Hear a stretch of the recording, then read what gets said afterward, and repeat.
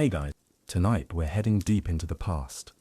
Back to a time when horseback warriors carved out empires with nothing but grit, curved swords and a surprising tolerance for terrible travel conditions. A small band of Turkic nomads, freshly ejected from the crumbling Seljuk world, are pitching tents, swapping stories and figuring out how to survive in a land that's both strange and strangely full of opportunity.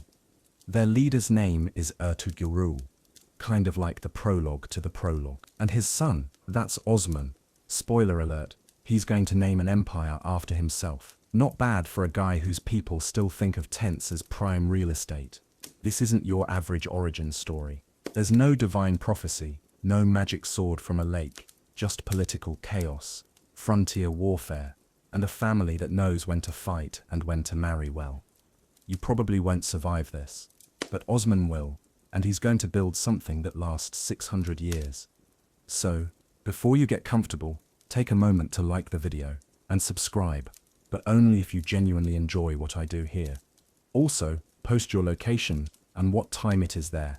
I love seeing how far this sleepy little channel travels. Now, dim the lights, maybe turn on a fan for that soft background hum, and let's ease into tonight's journey together. It starts with a collapse. The once powerful Seljuk Empire is falling apart in the late 13th century, leaving behind a patchwork of petty rulers and warlords squabbling over bits of Anatolia. Into this mix ride the Kayahi tribe, one of many nomadic Turkic groups, pushed westward by Mongol invasions and the general sense that the steppes aren't quite safe anymore.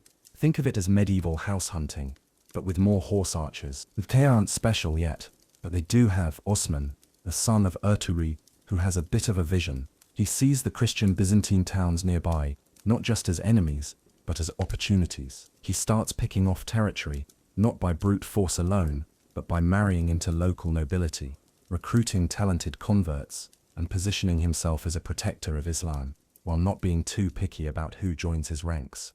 Here's the quirky bit. Osman reportedly has a dream in which a tree grows out of his chest and spreads its branches over the world. His spiritual advisor, Sheikh Edebali, interprets this as divine approval for empire building. Or maybe it was just bad lentils. Historians still argue whether this dream ever happened, or if it was retrofitted later to add a bit of mystical spice. But what is clear is that Osman starts winning. His forces take fortress after fortress, and unlike the Mongols, he doesn't just burn and move on. He governs, taxes are collected, justice is dispensed, and markets hewn with trade. In a region where every border changes weekly, Osman builds something stable. The Byzantines don't quite know what to make of him.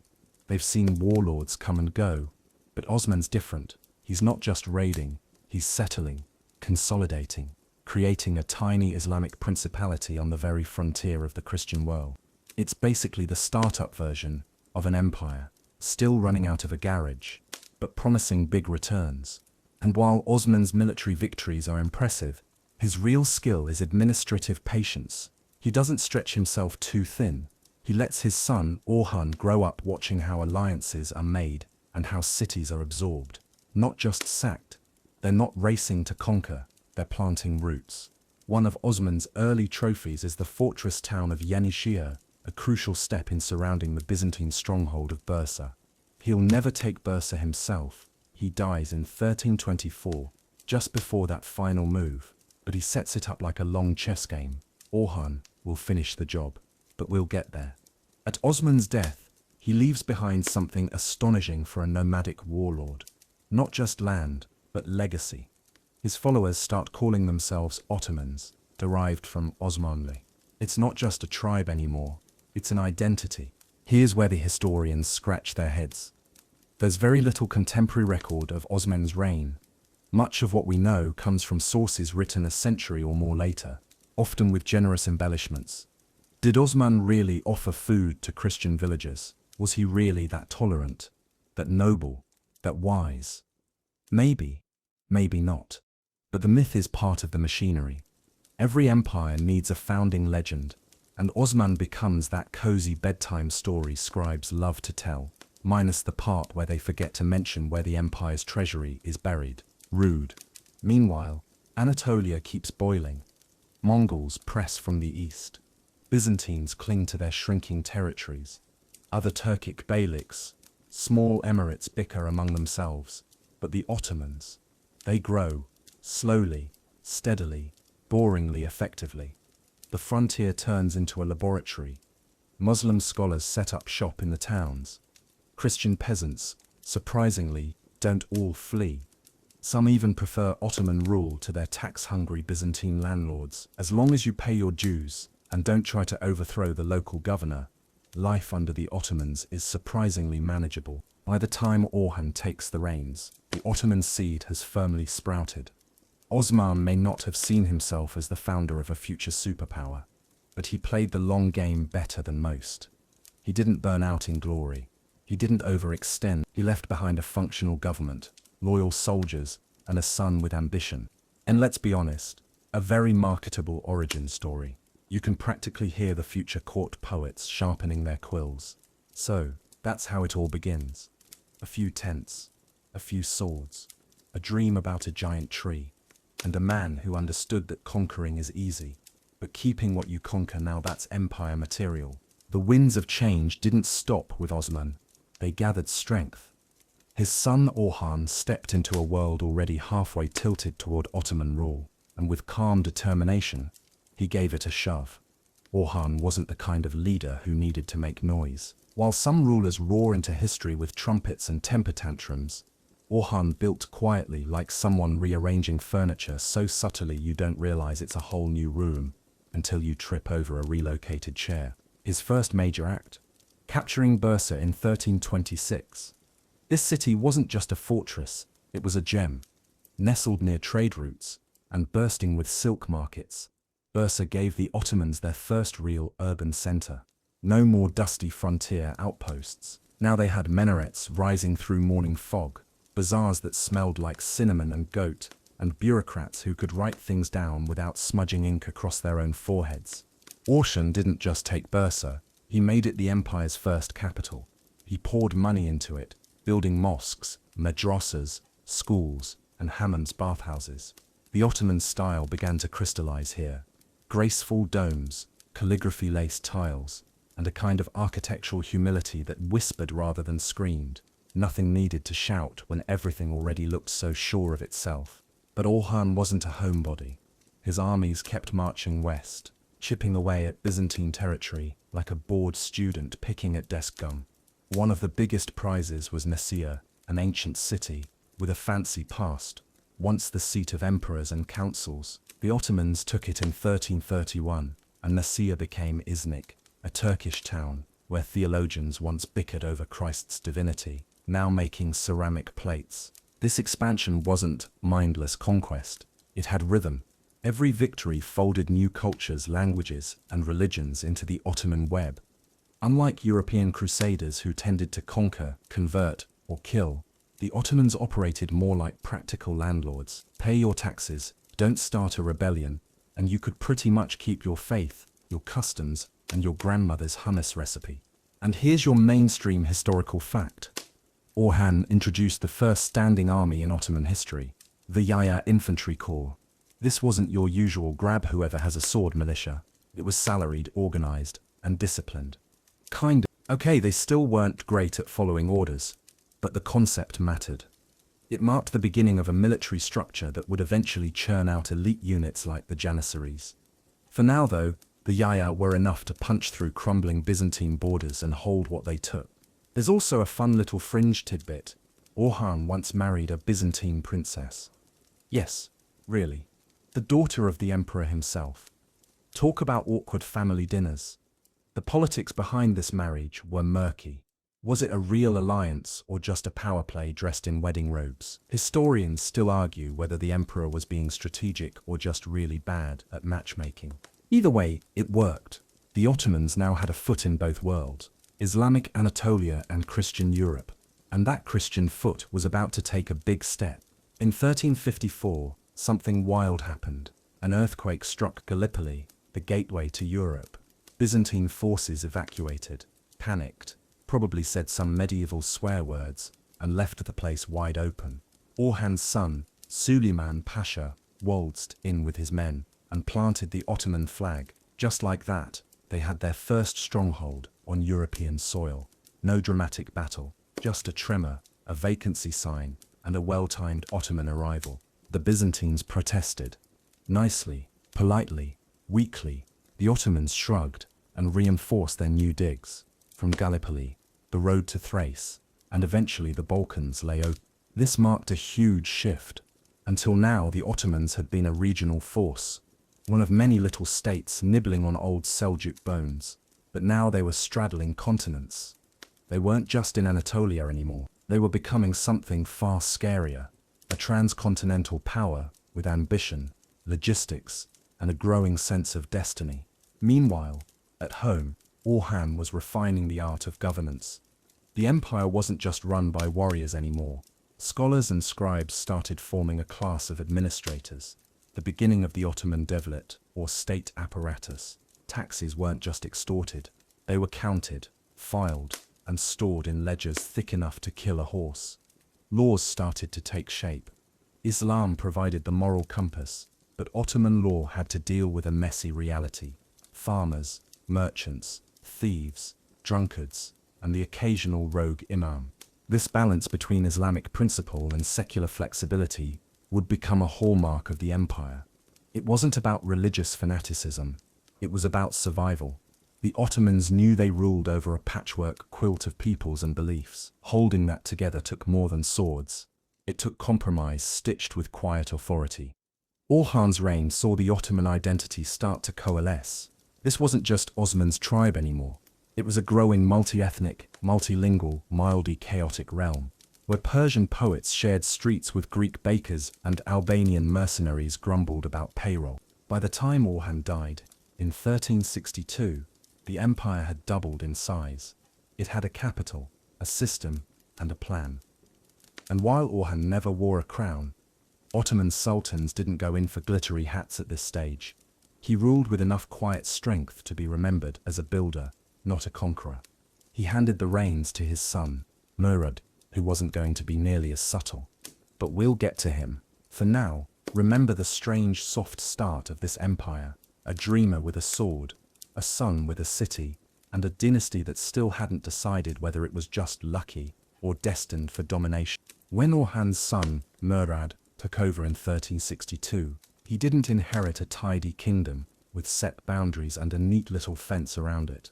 He inherited a living, breathing frontier, a wild, jumbled knot of villages, rival warlords, rebellious provinces, and ambitious nobles, all pulsing with the chaos of a rapidly growing empire. And Murad, calmly, coolly, without making too much fuss, decided he'd keep it all and then double it.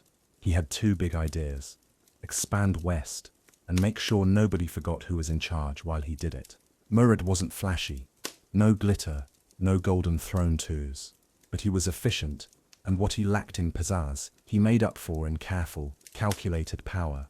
Almost immediately, he moved the capital again, from Bursa to Edirne, a freshly captured city in European Thrace. Why? Because Edirne sat on the road to the Balkans. And Murad very clearly had plans for the Balkans. He pushed into Bulgaria, Serbia, and Macedonia. The Ottomans were no longer just taking Byzantine leftovers. They were squaring up against proud kingdoms with deep roots and powerful armies. And the Europeans were not thrilled. Imagine a party crasher who not only shows up uninvited, but also rearranges the furniture, starts collecting rent, and asks you to stop playing the lute after 10 p.m. Here's your mainstream historical fact. In 1371, the Ottomans won a decisive battle at the Maritsa River, where Ottoman forces ambushed a large Serbian army during a night march. The river ran red, according to some accounts, and the shockwaves from that defeat echoed through Balkan courts. Suddenly, Ottoman expansion didn't just seem likely, it seemed inevitable. Local rulers began pledging loyalty or paying tribute rather than resisting. Some even sent their sons to serve in the Ottoman court. Think of it as medieval internships, minus the coffee fetch. And this is when something quietly revolutionary happened. Murad formalized the devshirme system, one of the most controversial and uniquely Ottoman institutions. Christian boys from the Balkans were taken, yes, taken from their families, converted to Islam, and trained as soldiers and administrators. The best and brightest were groomed for elite government roles. The rest became janissaries, the Sultan's terrifyingly loyal infantry corps. These weren't random conscripts, they were professionals, living in barracks, forbidden to marry, and trained from childhood to fight, obey and serve. It sounds horrifying, and in many ways it was. Families mourned the loss of their children, even if those children rose to incredible power. Historians still argue whether this system was a brutal form of enslavement or a twisted meritocracy with unusually high promotion rates, probably both. The reality: some of the most powerful men in Ottoman history came through this pipeline. Quirky tidbit: janissaries were originally forbidden from growing beards, to distinguish them from civilian men. So imagine a fearsome army of clean-shaven, uniformed warriors stomping through the Balkans with not a whisker in sight. They also carried spoons in their belts as a badge of honor, because apparently being ready to eat your soup was just as important as stabbing people with pointy things. Murad's rule wasn't all battles and spoons though. He also reorganized the bureaucracy. A system of tamevariants was used to reward soldiers and officials with land revenue, ensuring that loyalty paid well, at least until someone invented inflation. He strengthened Islamic law, but let Christians and Jews run their own community courts under the millet system, which made things a little smoother when ruling people who definitely didn't ask to be ruled. And then came the big one. In 1389, Murad led his forces to Kosovo, where Serbian Prince Lazar had rallied a large Christian army for one last stand. The Battle of Kosovo was epic, bloody, and mythologized almost beyond recognition. Both sides suffered heavy losses, and both commanders died. Lazar was executed, and Murad was assassinated by a Serbian noble pretending to surrender. Right there in his tent, stabbed in the stomach. It's a rare thing in medieval history for both generals to exit the battlefield in body bags. The result? Technically indecisive, but strategically, the Ottomans held the field, and their grip on the Balkans tightened. Murad's son, Bayezid, took over right there on the battlefield, coronation by corpse. A chilling reminder that Ottoman power was never just about victory, it was about permanence. They could lose 100 men, 1,000, even a sultan, and still keep going. And here's where the Ottoman rhythm becomes clear. This wasn't a fluke, it was a method. March, absorb, recruit, build. Let the defeated keep their religion and customs, but make sure they pay taxes and don't even think about rebellion. Rule through loyalty where possible, force where necessary, and if a child grows up speaking Turkish in the Janissary barracks, well, all the better. Murad's legacy wasn't a single spectacular achievement, it was systemic, it was foundational. He built the scaffolding of what would become one of the most durable empires in human history. The Devshirme, the Janissaries, the expansion into Europe, the millet court system, all stitched together during his rule. But also, don't forget the drama. A sultan stabbed in his own tent, a warrior son crowned next to his father's still warm body, and a battlefield that echoed through centuries of Balkan memory. So next time you're looking at a map of Southeast Europe and wondering why the place names feel oddly Turkish, now you know where it started. When Bayezid took over in 1389, he was crowned not in a palace, but on a battlefield soaked with the blood of Serbs, Ottomans, and a few horses that probably didn't sign up for this. He'd inherited not only his father Murad's sword, but also the weight of empire, one foot in Europe, the other still in Anatolia, and everyone watching to see what the new guy would do. He did not disappoint. Bayezid's nickname was Yildirim, meaning the thunderbolt, which sounds like something from a comic book, and to be honest, kind of fits. His military campaigns came fast, hard, and without much room for negotiation. If Murad was the empire's architect, Bayezid was its wrecking ball. He crushed Serbian resistance, pulled Wallachia princes into line, and sent messages that translated roughly to join us or get flattened. He didn't just want vassals, he wanted submission. And Europe took notice, but his real obsession. Constantinople, that ancient city, golden, walled, perched between two continents, had haunted the Ottomans for generations. Byzantium was a ghost of its former self by now, clinging to ceremonial robes and unpaid mercenaries. but it was still a symbol, still the prize. Bayezid wanted it badly. So in 1394, he did what all the best empire builders do when they're trying to ruin someone's day. He built a blockade fortress. Anadolu, his ateur, went up on the Asian side of the Bosphorus, right across from the city. Like a brick-shaped middle finger, he surrounded Constantinople, cutting off supplies, and began a siege that would stretch on for years. The city held out, barely thanks in part to outside help, mostly from Italian city-states who didn't want a fully Ottoman-controlled trade network. Thank you very much. Meanwhile, Bayezid wasn't just hanging around waiting. He was busy expanding into Hungary, Albania, and more of the Balkans. His army was growing, his treasury was overflowing, and his janissaries, remember the spoon-carrying, clean-shaven shock troops, were now battle-tested and terrifying. He called Christian princes to his court and humiliated them in public by making them stand during state ceremonies, while he reclined like a particularly smug cat. And yet here's your quirky tidbit. Bayezid was also a lover of poetry and chess. Between brutal campaigns, he enjoyed rhyming metaphors and strategic board games. Historians still argue whether this reflects a complex inner life, or just a man who enjoyed beating people on and off the battlefield. Things were going well, too well, in fact. Because if history teaches us anything, it's that every rising power eventually meets someone who didn't read the script. Enter Tamerlane. Tamerlane, or Timur, if you're feeling formal, was a Central Asian warlord who claimed descent from Genghis Khan on his to-do list.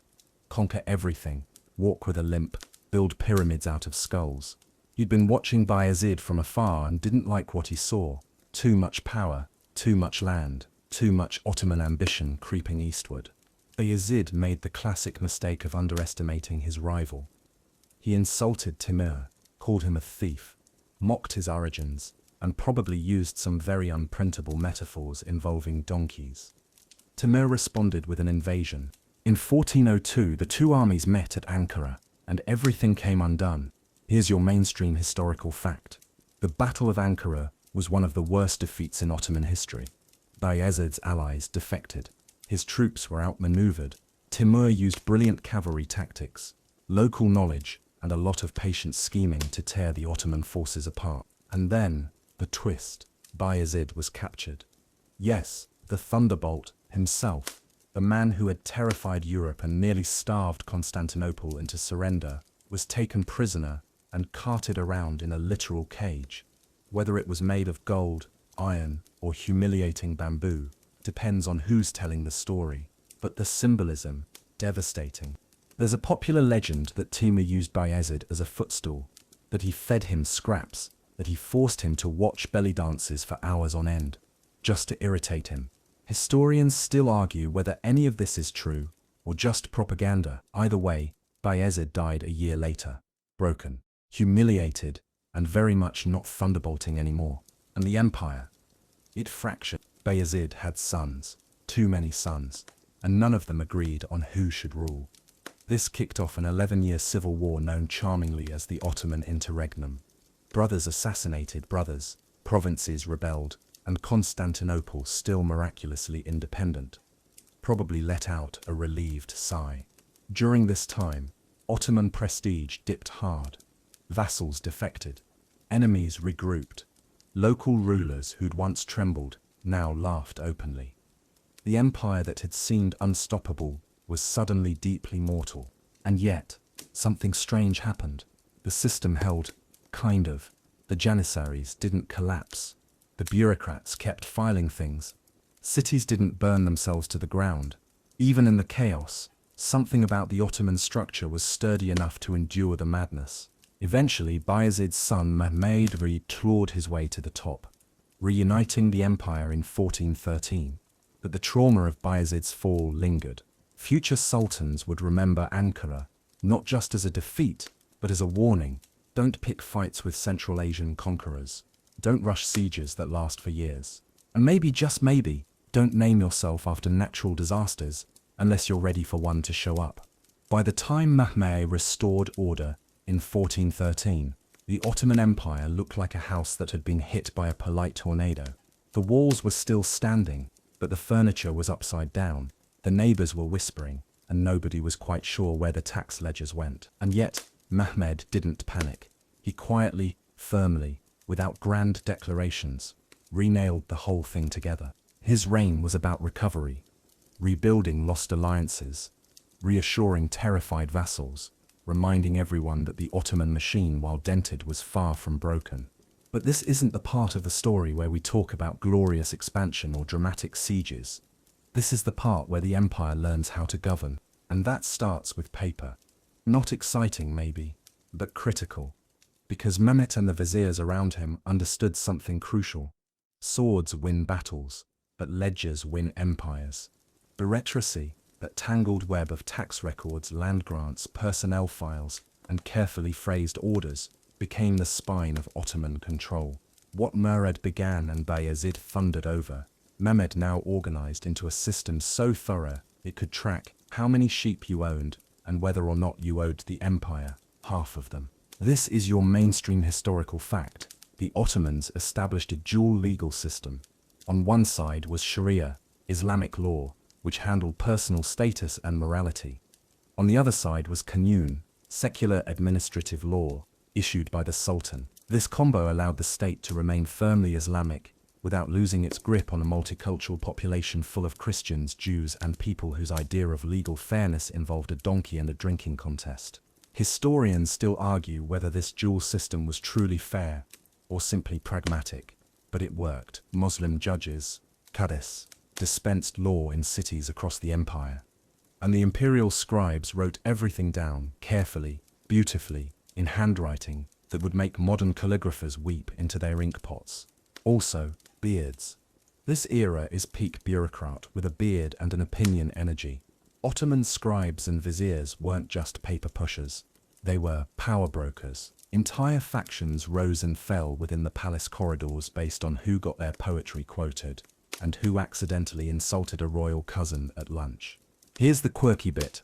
The defter or land survey register became almost sacred. These thick books, sometimes taller than toddlers, recorded who owned what, how much it produced, who owed taxes, and who was definitely lying about their barley harvest. The Ottomans conducted empire-wide surveys every few decades. It was the medieval version of big data, except handwritten and stored in a cabinet, guarded by a man with a large turban and a suspiciously calm demeanor. And the state didn't just collect taxes, it managed people. Soldiers, merchants, farmers, imams, caravan leaders, and even bathhouse attendants fell under the Ottoman net. And once the system knew who you were, you became part of a rhythm. Taxes came due, judges resolved disputes, garrisons rotated, and governors were replaced just often enough to prevent anyone from getting cocky. This wasn't glamorous, but it was durable, and it meant that when the empire did go to war again, it didn't just rely on plunder, it had revenue.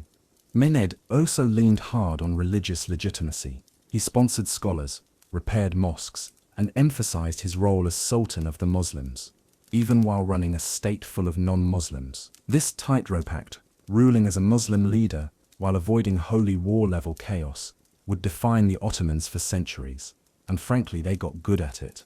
When Mehmed died in 1421, his son Murad II took over and walked straight into a rebellion. A pretender to the throne popped up claiming to be another of Bayezid's long-lost sons, which, considering how many sons Bayezid had, was not statistically impossible. This led to more civil war, and Murad briefly abdicated the throne in favor of his own son, a teenager named Mehmed, who we'll get back to later. Hint, he's the big one. But Murad II wasn't out for long. He returned, re-seized the throne, and then did something fascinating. He sued for peace with Europe. Temporarily. And why? Because the Ottomans, for all their military muscle, understood the value of picking your battles. Sometimes, literally, Murad chose to fight where he could win decisively, against rebellious beyliks in Anatolia and opportunistic European crusaders who assumed Ottoman weakness. That assumption proved fatal at the Battle of Varna in 1444, where Murad's forces annihilated a European crusader army, trying to take back Balkan territory. The crusade had been endorsed by the Pope himself, and its leader, King Władysław of Poland and Hungary, was killed in battle. Allegedly, The Janissaries presented his severed head to Murad on a silver platter.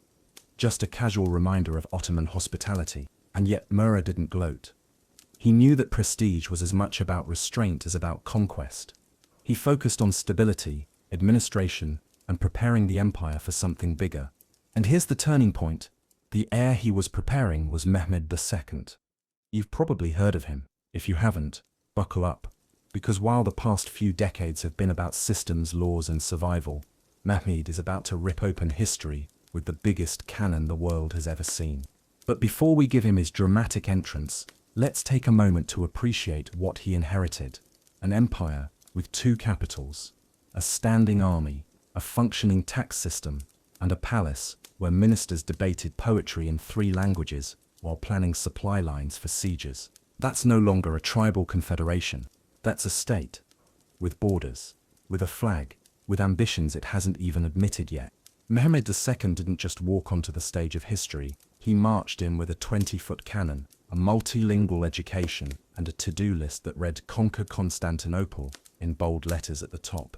When he took the throne in 1451, he was just 19, freshly reinstalled after his father Murad II had stepped down again, probably muttering something about retirement and those ungrateful European nobles. Most teenage rulers go through a moody poetry phase. Mehmed went through a rebuild the army, reorganize the bureaucracy, and invent modern siege warfare phase. As one does, he knew that ruling meant more than keeping the lights on. He wanted legacy. He wanted to be remembered not just as a sultan, but as the one who finally ended the Byzantine Empire. It had been 1,000 years since Constantine had founded the eastern half of Rome, and despite shrinking down to a shell of its former self, Byzantium was still there, clinging to life behind the triple walls of Constantinople. So, Mehmed made his move. He commissioned Hungarian engineer Orban to build a cannon so massive it needed 60 oxen to move it. This thing could hurl 600-pound stone balls over a mile. It also had a tendency to crack itself from the sheer force of firing. But hey, first drafts are always a little explosive. Then he built Rumeli Hazare, a massive fortress right across from his grandfather's Anadoli Hazare, tightening the chokehold on the Bosphorus. Supplies couldn't reach the city without paying Ottoman tolls, or risking being sunk by Ottoman warships. Constantinople was being squeezed like an old fruit, and Mehmed was sharpening the knife. Now here's your mainstream historical fact. In April 1453, the siege began. Mehmed brought 80,000 troops, a navy of 1,205 ships, and a frightening level of organization for a man who still technically wasn't old enough to rent a horse in some places. Byzantine Emperor Constantine XI had maybe 7,000 defenders, half of them foreign mercenaries. The odds weren't just uneven, they were mathematically insulting. The siege lasted 7 weeks. The Ottomans bombarded the walls day and night, shaking centuries-old stone and turning entire towers into gravel. But the city didn't crack easily. Its Theodosian walls, 3 layers thick in places, had held back invaders for centuries. The defenders used chains to block the Golden Horn, giant logs to repair breaches, and their own sheer desperation to keep fighting. And now for the fringe tidbit. Mehmed had ships dragged overland on greased logs, bypassing the Golden Horn blockade entirely. Imagine waking up as a Byzantine defender, peering out from your battlement, and seeing Ottoman warships casually sailing through the hills behind you. It's the kind of thing that makes you question whether you've had enough water that day. Historians still argue whether the final assault was perfectly timed genius, or simply a matter of wearing everyone down until they broke. But, on May 29th, 1453, Mehmed launched the final massive attack. The walls were breached. The defenders fought bitterly, but the Ottomans surged through. Emperor Constantine XI is said to have thrown off his imperial robes and charged into the melee, dying sword in hand. His body was never definitively identified. Some say it was found and buried with respect. Others say he vanished, a mystery the city would carry like a bruise. And with that, the Byzantine Empire ended. Not with a whisper, not with a graceful fade, but with cannon fire, hand-to-hand combat, and the chanting of Janissaries under blood-red banners. Mehmed entered the city not as a destroyer, but as a ruler. He rode to Hagia Sophia, once the largest cathedral in Christendom, and ordered it converted into a mosque. He didn't raise the city.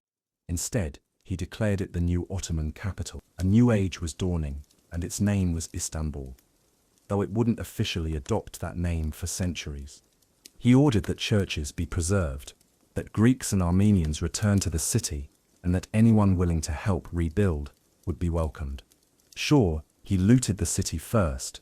It was kind of tradition, but he also had a vision.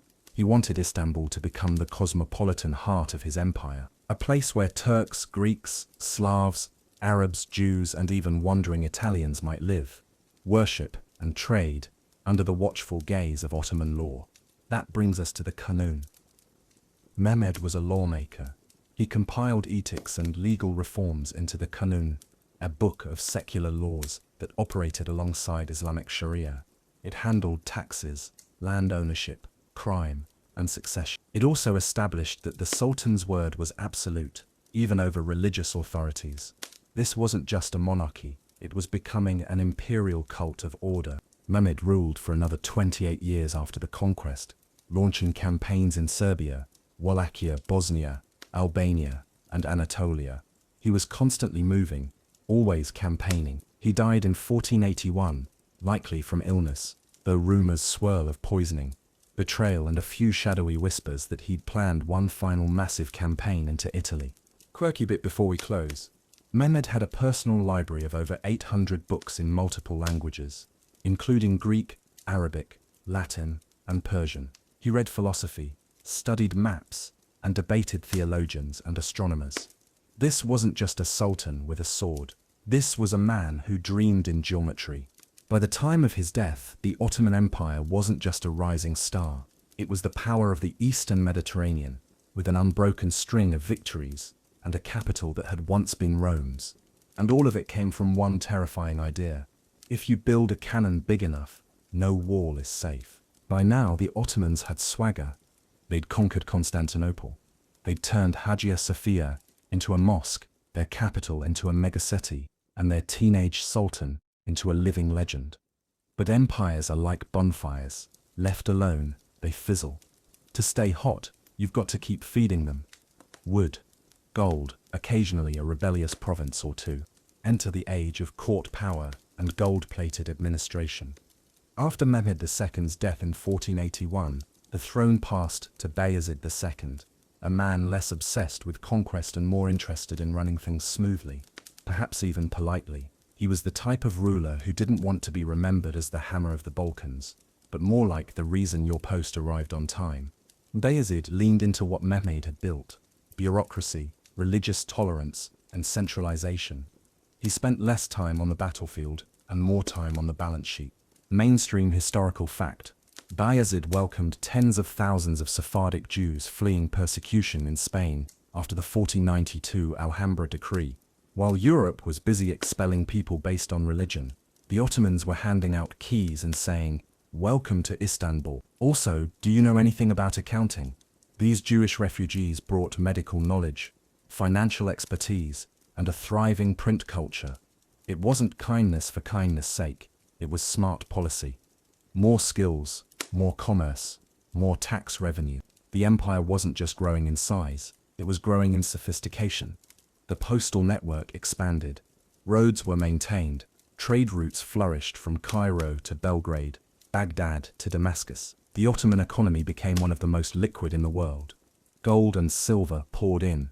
Caravans crisscrossed deserts, and somewhere a camel definitely lost its load of sapphires in the sand. And yet beneath the silks and scrolls, the palace began to whisper. The Ottoman court at Topkapi Palace was no longer just a fortress, it was a universe. It had schools, kitchens the size of cathedrals, entire libraries of state documents, and an interior complex known as the harem. Not just a place of lounging and gossip, though there was plenty of that. The harem was also a political institution. The women closest to the sultan, especially his mother, the Valide Sultan, often wielded terrifying influence. And this is where the bureaucracy gets juicy. You had the viziers, the Grand Vizier being the prime minister equivalent, arguing over taxes and troop deployments. You had scribes producing documents so beautiful they were considered art. You had the ulema, the scholars of Islamic law, ensuring the Sultan didn't get too wild with his secular policies.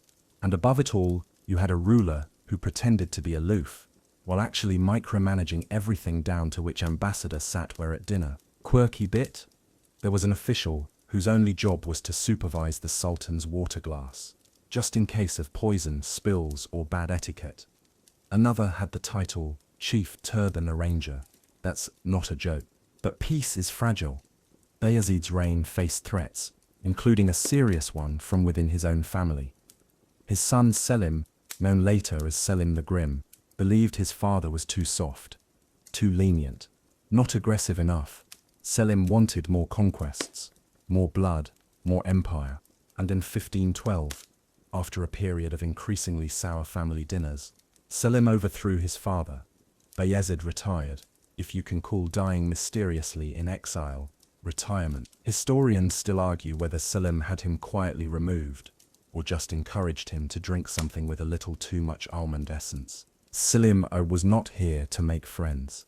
Within 2 years of taking power, he turned his gaze eastward and marched against the Safavid Empire in Persia. The Safavids were Shia Muslims, while the Ottomans followed Sunni Islam. That theological difference may seem abstract, but in the 16th century, it was explosive. At the Battle of Chalajarain in 1514, Selim's modernized artillery and disciplined infantry smashed the Safavid cavalry. It was one of the first large-scale battles where gunpowder played a decisive role. Horses were no match for cannon fire, and religious fervor couldn't stop musket balls. And then Selim turned south. He didn't just want to be a conqueror, he wanted to be caliph, the symbolic leader of the Islamic world. That title had been floating around for centuries, passed like a political football between dynasties. Selim meant to claim it for good. In 1517, he marched into Egypt, home of the Mamluk Sultanate. These were warrior slaves turned rulers, battle-hardened and proud. Selim dismantled their armies, took Cairo, and absorbed Egypt into the Ottoman fold. And here's your historical stunner. Selim brought back the Prophet Muhammad's cloak and sword to Istanbul, symbolic artifacts of spiritual legitimacy. He had the last Abbasid caliph hand over the title to him in a quiet ceremony. From that point on, the Ottoman sultans didn't just rule land, they ruled faith. This opened new doors and new problems. Being the caliph meant overseeing the Hajj pilgrimage routes to Mecca and Medina, which the Ottomans now controlled. It also meant mediating between religious sects, preventing revolts in holy cities, and pretending you knew what to do when 1,000 pilgrims got food poisoning halfway through the desert. But it paid off. The Ottomans were now the largest, most diverse, and briefly, the most respected Islamic empire on earth. Selim died in 1520, possibly from plague, possibly from liver failure, possibly from the stress of having that much empire crammed into one lifetime. He left it all to his son, Suleiman. You might know him as the Magnificent, or maybe as the guy who really liked architecture, poetry, and tightly tailored robes. Either way, what he does next is going to lift the Ottomans into their golden age, and launch a few sieges just for fun. But remember, beneath the domes and ceremonies, the heart of Ottoman power was still ticking. Ink on paper, tax registers, a surprisingly efficient postal system, and one very alert man, watching the Sultan's glass of water. Suleiman, the Magnificent. Now there's a title with weight. Not Suleiman the reasonably effective. Not Suleiman the good at meetings. Magnificent. A word so grand it sounds like it wears velvet slippers and cologne. But here's the twist. He didn't call himself that. To the Ottomans, he was Kanuni, the lawgiver, a sultan who balanced conquest with courtroom, poetry with politics, and just enough palace drama to keep things spicy. He took the throne in 1520, following his father Selim the Grim, who left behind an empire vast, powerful, and slightly traumatized. And at just 26 years old, Suleiman stepped in like he was born for the job.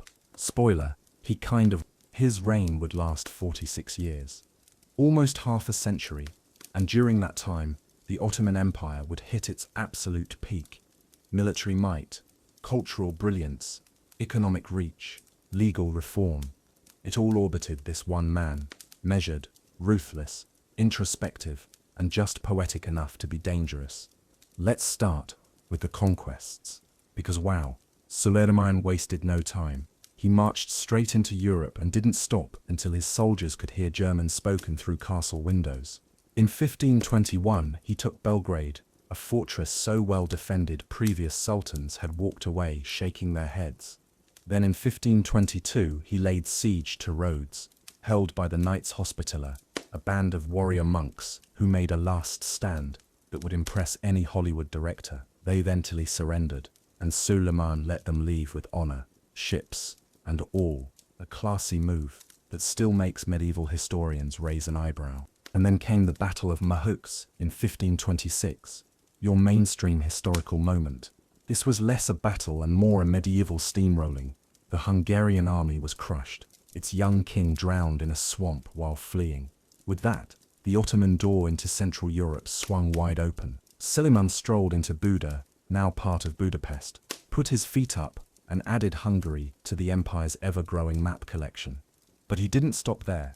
In 1529, he laid siege to Vienna. Yep, Ottoman boots in Austria. And while the siege failed due to weather, stubborn defenders, and probably some questionable supply logistics, the message was loud and clear. The Ottomans weren't just Eastern heavyweights, they were playing the full continental game. Now here's the quirky tidbit. Suleiman also personally wrote love poetry under the pen name Muhibi, meaning the lover. He wasn't just sharpening swords, he was composing verses about roses, longing, and metaphysical oneness. One of his poems is believed to be written for Hürrem Sultan, a former concubine who became his legal wife, a political and romantic move that shattered precedent and made harem politics very awkward for a decade. Hürrem was no background figure. Originally from what's now Ukraine, she rose through charm, wit and possibly an unbeatable chess game or two. As the mother of several of Suleiman's sons, she wielded significant influence, ushering in what later historians called the Sultanate of Women, a period when royal mothers and wives shaped policy, appointments, and succession from behind embroidered curtains. Meanwhile, back in the law books, Suleiman was transforming the empire. He didn't invent Ottoman law, but he refined and codified it. His canon laws, secular regulations covering taxes, land use, criminal justice, and civil administration, were woven seamlessly into the Sharia framework. This dual system kept both the imams and the merchants happy, which is no small feat when you're taxing sheep, adjudicating disputes, and occasionally executing a corrupt governor. Suleiman also revamped the court system, standardized coinage, and funded architectural works that still make Istanbul look like the capital of Earth. His star architect, Mimar Sinan, created mosques, bridges, aqueducts, and tombs so precise and graceful they make Gothic cathedrals look like ambitious Lego sets. The crown jewel? The Süleymaniye Mosque in Istanbul, a skyline-dominating masterpiece of balance, acoustics, and geometry. Not just a place of prayer, but a full complex with schools, a hospital, a library, and soup kitchens. It was faith and function braided together in stone. At sea, Suleiman's fleets ruled the eastern Mediterranean. His admiral, Barbarossa, yes, like the pirate, turned the Ottoman navy into a force so dominant that even the Italian city-states started sweating through their velvet.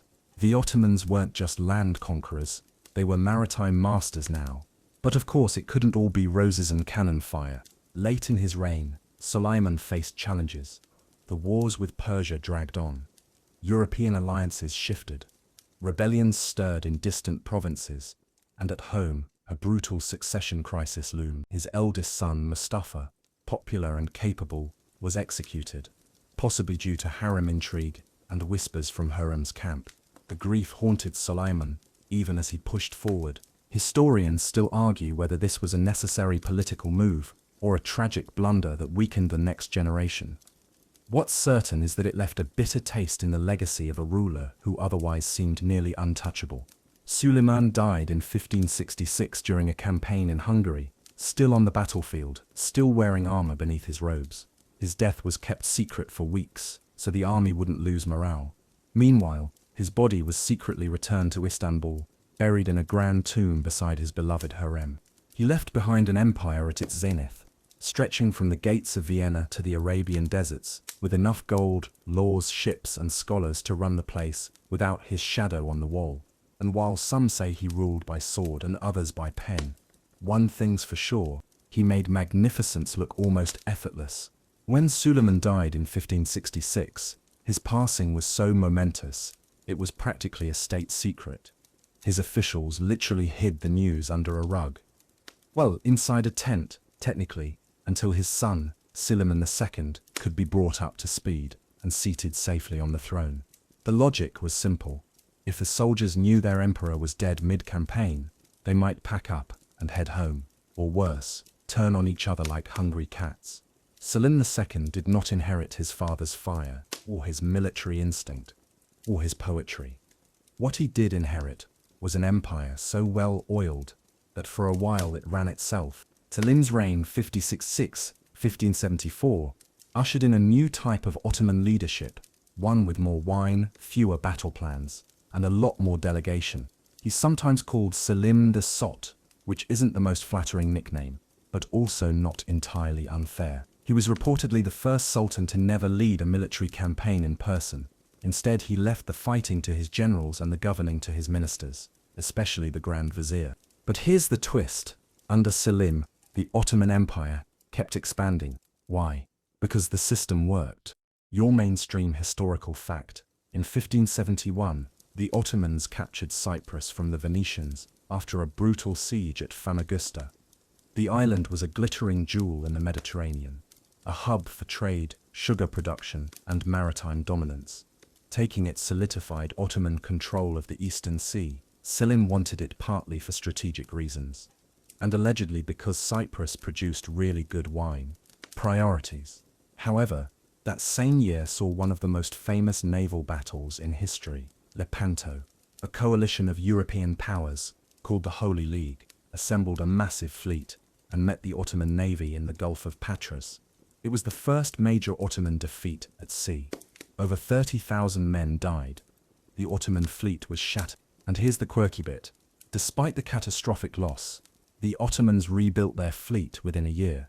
Like a maritime hydra, you cut off its head and it just grows a new one, preferably with more cannons and better rigging. Historians still argue whether Lepanto truly marked a turning point or just a symbolic victory for the Christian world. On paper, the Ottomans kept their dominance in the eastern Mediterranean, but the myth of their naval invincibility, that took a hit. Back in the palace, things were comfortable. Selim, as you might guess, preferred the serenity of Topkapi over battlefields. He spent his time enjoying poetry, wine allegedly shipped in barrels labeled olive oil, to preserve dignity, and the political company of his mother, Nurbanu Sultan, who now effectively ran the court behind the scenes. This was the age of the valid sultan, the sultan's mother, who, especially when her son wasn't particularly assertive, could become the real power behind the curtain.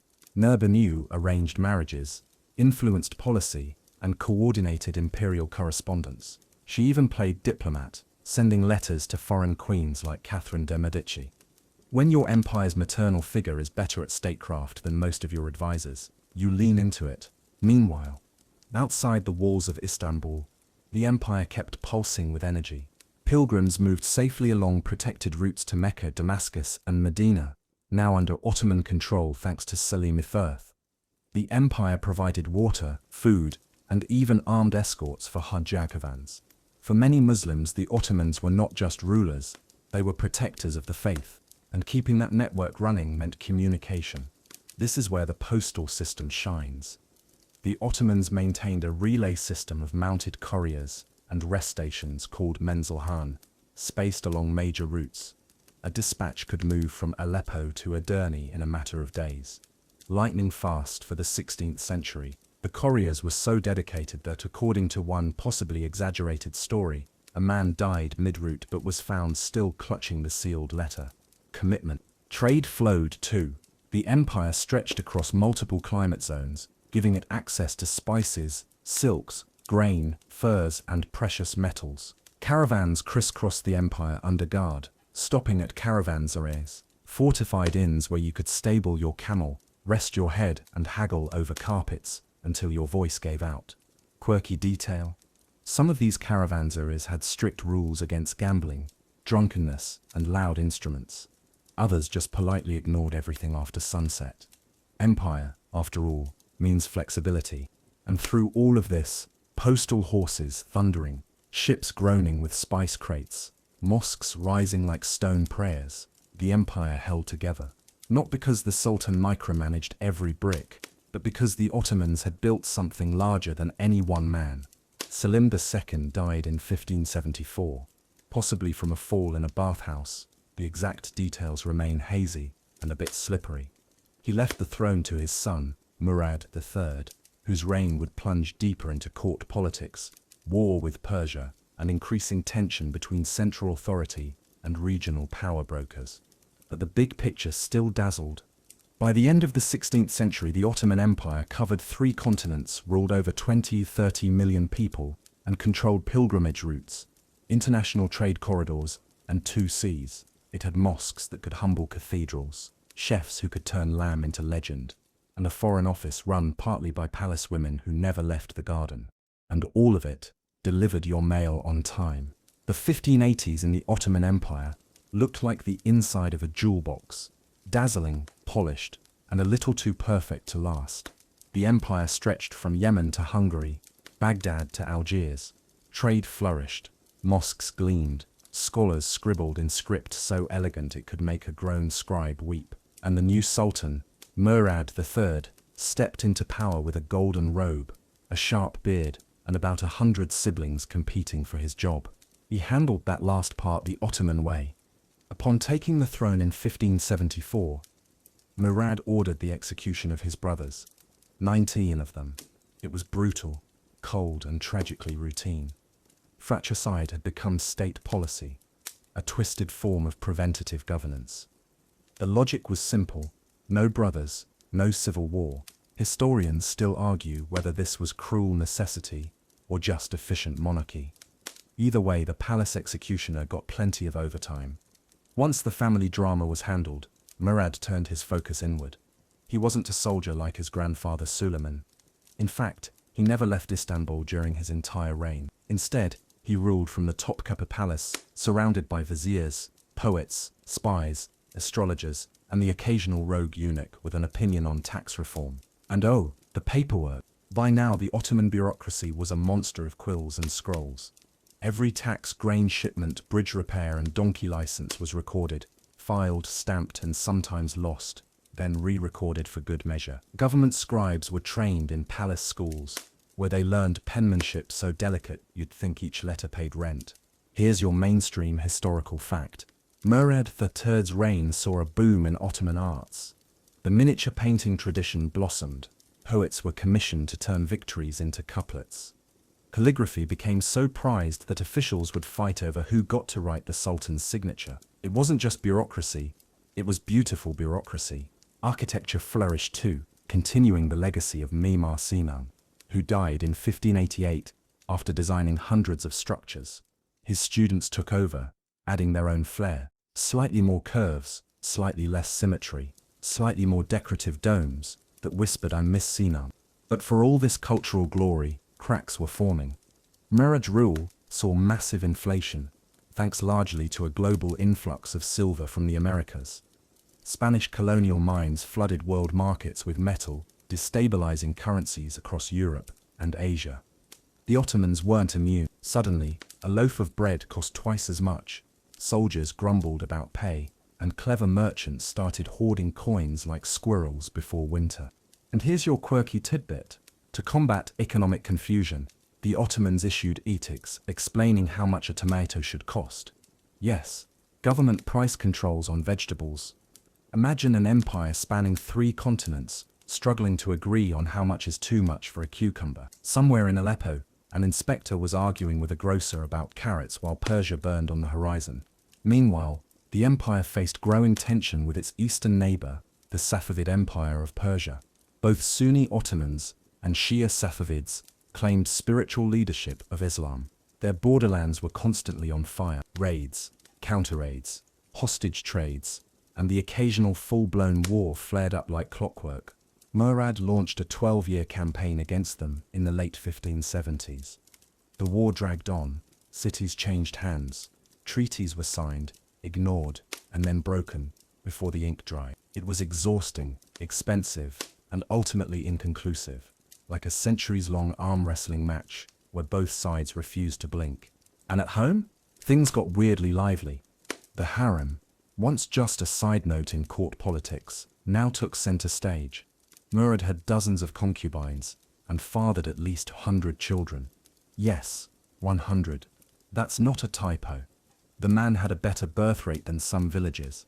But within that garden of silks and secrets, one woman stood out. Safiye Sultan, Murad's favorite consort and the mother of his heir. She became the real power behind the curtain. Foreign ambassadors wrote about her influence. Bribes flowed to her quarters like wine at a vizier's banquet. She corresponded with Queen Elizabeth I of England. Yes, that Elizabeth, sending her gifts, advice and the occasional diplomatic nudge. Historians still debate how much power Safiye truly held. But what's clear is this. By the end of Murad's reign, the court had become a tangle of personal rivalries, backroom deals, and whispered threats delivered over sherbet. The empire was still strong, but the palace was beginning to feel more like a slow-burning soap opera. Murad III died in 1595, possibly from obesity, stress, or sheer exhaustion. He left the throne to Mehmed III, who promptly followed tradition by executing his brothers, 19 of them. Again, a grim ritual that had become an administrative step on the checklist of succession. But the empire had changed. It was still vast, wealthy, and feared. But it was also aging. The military was stretched. Inflation was biting. Provincial governors were growing bold. And in Istanbul the sultans were increasingly surrounded by officials who bowed deeply but plotted quietly. And yet people still bathed in grand hammams, read poetry under oil lamps, and posted letters via courier to Damascus or Baghdad, trusting they'd arrive intact and only slightly perfumed with horse sweat, because at its heart, the Ottoman Empire remained a functioning miracle, part military machine, part bureaucratic web, part cultural supernova, and entirely unlike anything else in the world. At least, for now. By the time Mehmed III climbed onto the throne in 1595, fresh off executing 19 of his brothers in a truly grim family welcome ritual, the empire was creaking a little at the joints. Not broken, not yet, but no longer the gleaming, unstoppable juggernaut it had been under Suleiman. Think of it as a chandelier with one or two flickering bulbs. Still gorgeous, still hanging, but maybe swaying just a little too much in the breeze. And it didn't help that Mehmed had very little interest in fixing the wiring. He was a sultan who, like his father Murad III, preferred the safety of the palace over the mud, blood and logistics of military campaigns. Except plot twist, he actually had to lead one. The war against the Habsburgs in Hungary, part of the long-running Long Turkish War, because naming wasn't a priority, was going badly enough that Mehmed was convinced or pressured to ride out personally in 1596. This was rare. He was the first sultan to do so in decades. Officials held their breath, soldiers blinked in disbelief, and somewhere, a janissary probably polished his spoon in reverent silence. Mainstream historical fact. Mehmed III led the Ottomans at the Battle of Kerestas, or Mizar Kerestas, where, despite a chaotic start and the Ottoman camp being overrun, the army rallied and won. It was one of those unlikely victories that looked like disaster until someone yelled loud enough and pointed in the right direction. Mehmed himself didn't do much beyond panicking and praying. But hey, the empire held. But here's the quirky bit. While the army celebrated victory, palace officials worried more about tulips. You see, court culture was starting to tilt toward comfort and aesthetics. Tulips, particularly rare ones, became symbols of elite taste, not the flashy kind, with 10 petals and glittery edges. No, the Ottomans prized simple, elegant ones that looked like calligraphy in bloom. Rich men would bankrupt themselves chasing a flower. Think of it as the world's first luxury garden craze. This tension between battlefield and boudoir, duty and decadence, would define the next decades. Mehmed had returned to Istanbul, a conquering hero, who never again left the capital. He spent his remaining years more focused on religious rituals and keeping his family under control than tackling systemic problems. And problems were brewing. The economy was still groaning under inflation. Silver coins were being debased, cut with cheaper metals, which meant that soldiers got less real value in their pay. The Janissaries, once the terrifyingly loyal core of the army, began to act more like a union with scimitar. They demanded raises, refused orders, and occasionally murdered their commanders. Nothing says morale problem like waking up next to a boot full of threats. And the provinces, they were simmering too. This was the age of the Salali rebellions, uprisings across Anatolia sparked by heavy taxation, corruption, land seizures, and that general "why is everything on fire" feeling. Bandits roamed.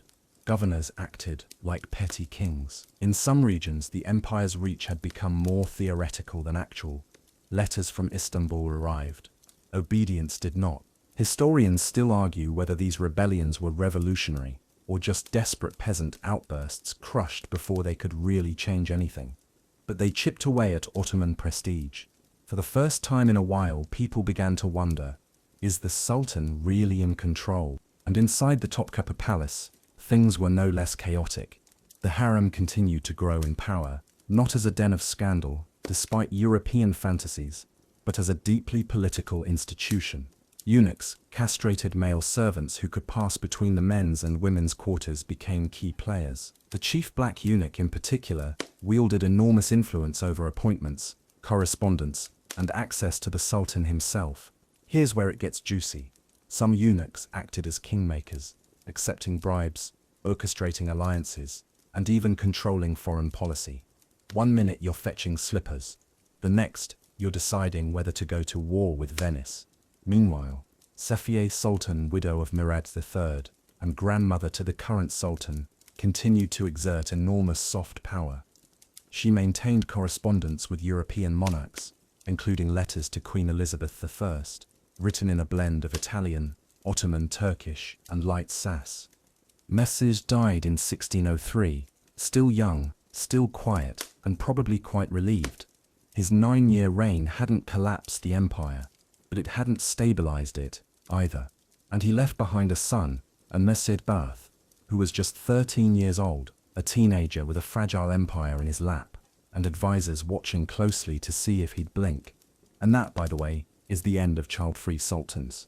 From now on, executions of royal brothers slowed down, partly because the population of royal males was dwindling, and partly because someone finally asked, what if we didn't strangle everyone related to the throne? Radical idea. The new approach was to stick potential heirs in the cafes, or cage, a luxurious form of house arrest inside the palace. Princes lived there, isolated from the world, surrounded by tutors, guards, and whispering walls. It preserved their lives, but did little to prepare them to rule.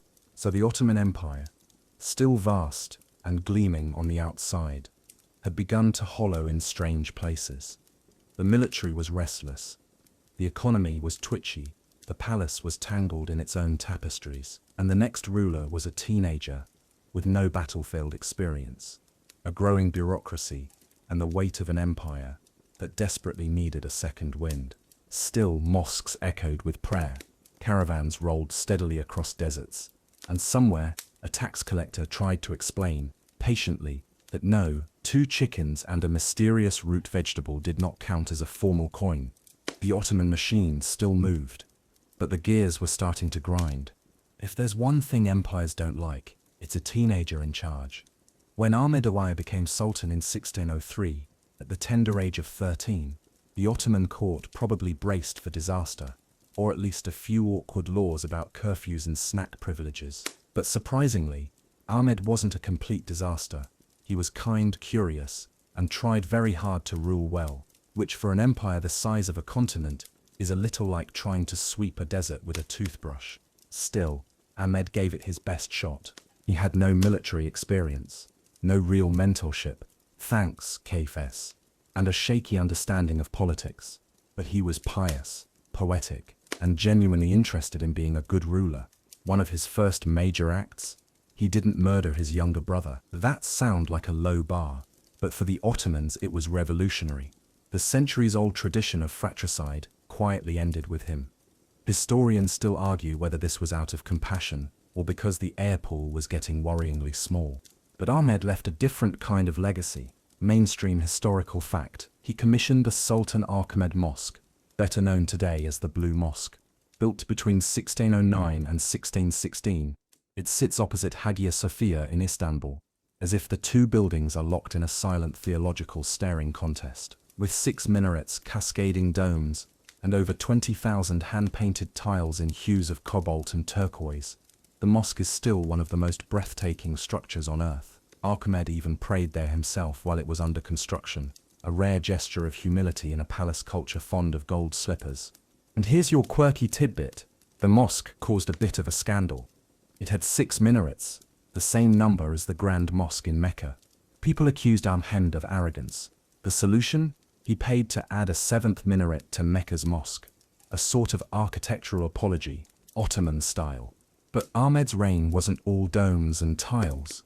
The empire was still feeling the aftershocks of the Long Turkish War and the Salali rebellions. Inflation continued to bite. Janissaries were increasingly unruly, drunk on power, and occasionally, literal drink. Provincial governors, especially in places like Syria and Egypt, acted more like warlords than obedient administrators. And then there was the cafes problem. You see, by locking away royal princes to prevent fratricide, the Ottomans accidentally created a generation of rulers who had zero experience, minimal education, and the social skills of a bored goldfish. When Ahmed died in 1617 at just 27, possibly of typhus, or maybe just the exhaustion of trying to hold it all together, his brother Mustafa I was released from the cafes and crowned. It went poorly. Mustafa had spent so long in isolation that his behavior was erratic, possibly unstable.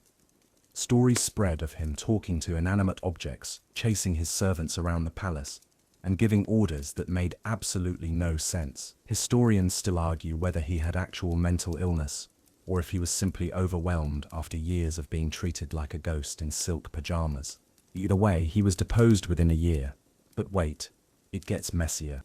The throne bounced between Ahmed's sons and Mustafa like a political ping-pong match. Osman II, another teenager, became sultan in 1618. He was smart, ambitious, and full of dangerous ideas, like reforming the Janissaries, which you'll be shocked to learn they did not appreciate. In 1622, Osman tried to disband them. In response, they lynched him in the palace courtyard. That's not a metaphor. They actually dragged the sultan out, beat him, and killed him. The first Ottoman sultan to be murdered by his own troops. It was a shocking collapse of imperial order. Quirky detail: the Janissaries, still wearing their trademark Burke hats, sort of like a cross between a chef's hat and a lampshade, paraded through the streets afterward demanding higher pay. Nothing says national trauma like a riot followed by a salary negotiation. This set off a period known as the Sultanate Shuffle, where sultans came and went with alarming speed. Mustafa I came back briefly. Then Murad V, one of Ahmed's surviving sons, took over in 1623. Now, he was a different story. Murad II was done with the nonsense. He saw the disorder, the decadence, the complete lack of respect for imperial authority, and decided to stomp it out. Personally, he banned alcohol, coffee houses, and tobacco, not because he was a health nut, but because he saw them as breeding grounds for rebellion, gossip, and ideas. And here's the kicker: he enforced these bans in disguise. Murad IV would roam Istanbul at night, dressed as a commoner, checking if people were breaking the rules. If he caught you sipping wine in a smoky tavern, you might find yourself on the business end of the Sultan's own sword. Yes, he allegedly carried out executions himself. Historians still debate the exact number, but the point was clear: the empire would respect its ruler, or else. Yet, for all this harshness, Murad V was also competent. He stabilized the empire, restored discipline in the army, and even launched a successful campaign against Persia, capturing Baghdad in 1638, a symbolic and strategic win that echoed Ottoman glory days. But he died young, in 1640, at just 27, possibly from cirrhosis. Irony, considering his ban on booze. And so, the Ottoman Empire lurched on. Still mighty, still awe-inspiring, but also fragile in ways that couldn't be plastered over with mosques and firman scrolls. It was entering what some historians call its decline. Though that term is debated. Was it decline, or just transformation? The world was changing, economically, militarily, ideologically, and the Ottomans would either adapt or drift. For now, though, the empire stood, with domes glittering in the sun, calligraphy curling across stone walls, and janissaries clanking down alleys in borrowed power and heavy boots. And somewhere in the palace, a future sultan was sitting in the cage, waiting for the empire to remember he existed. By the 1650s, the Ottoman Empire had become the global version of a majestic galleon, beautiful, impressive, still sailing forward, but taking on a little water. The territories were vast, the titles still grand, the calligraphy finer than ever, but under the surface, power struggles, economic migraines, and the creeping sense that the steering wheel wasn't quite connected to the rudder. Welcome to the era where everyone wanted to steer. After the death of Murad IV in 1640, the throne passed to his brother Ibrahim I, a man known by the charming nickname Ibrahim the Mad. Whether or not he truly deserved the title is still debated, but let's just say he wasn't your typical empire-caliber ruler. He'd spent much of his life in the cafes, that velvet-lined cage where potential heirs were stashed away for safekeeping and accidental personality erosion. By the time he became sultan, Ibrahim had developed eccentricities. One story says he became obsessed with fur, ordering entire rooms to be carpeted in sable pelts. Another tale has him fatally punishing fishermen for bringing him the wrong fish. Maybe true, maybe exaggerated. But either way, palace officials started to panic, and when a ruler makes you fear for both your job and your pets, that's usually a bad sign. Eventually, in 1648, the Janissaries and religious scholars teamed up and deposed him. He was later strangled in his cell. A grim, familiar end for a troubled ruler in an age when firing someone wasn't quite so metaphorical. So who took over? His 6-year-old son, Mehmed III. That's right, a toddler with a crown and a court full of power-hungry adults pretending they weren't totally in charge. But here's the twist. While Mehmed III grew up chasing pigeons and trying to figure out what a vizier was, the actual reins of power landed firmly in the hands of his grandmother, Kozim Sultan. And now we enter the height of the sultanate of women. Kozim wasn't just a harem favorite, she was a kingmaker, a political operator with decades of experience and enough charm to turn palace intrigue into a full-time profession. She had ruled as regent for both her son and now her grandson. Foreign ambassadors referred to her with awe, courtiers feared her. Even the Janissaries thought twice before crossing her. But power in the palace had become slippery. In 1651, Kozim was strangled with her own curtain cord, on the orders of Turhan Sultan, the mother of Mehmed III. Apparently, even in the palace, it was possible to be too influential. Historians still argue whether the murder was political, personal, or just one of those terribly Ottoman combinations of both. With Turhan in charge of the harem, and the child sultan, mostly busy growing up, the actual task of governing fell to a new rising figure, the Grand Vizier. And now, meet Köprülü Mehmet Pasha, a name you'll want to remember. Appointed in 1656 after years of military defeats, economic instability, and general bureaucratic flop-sweating, Köprülü was given extraordinary power. In essence, he said, "I'll fix the empire, but only if I get to run it my way." The court agreed. Desperation tends to make you very flexible. And fix it. He did. Köprülü went full-on purge mode. Corrupt officials?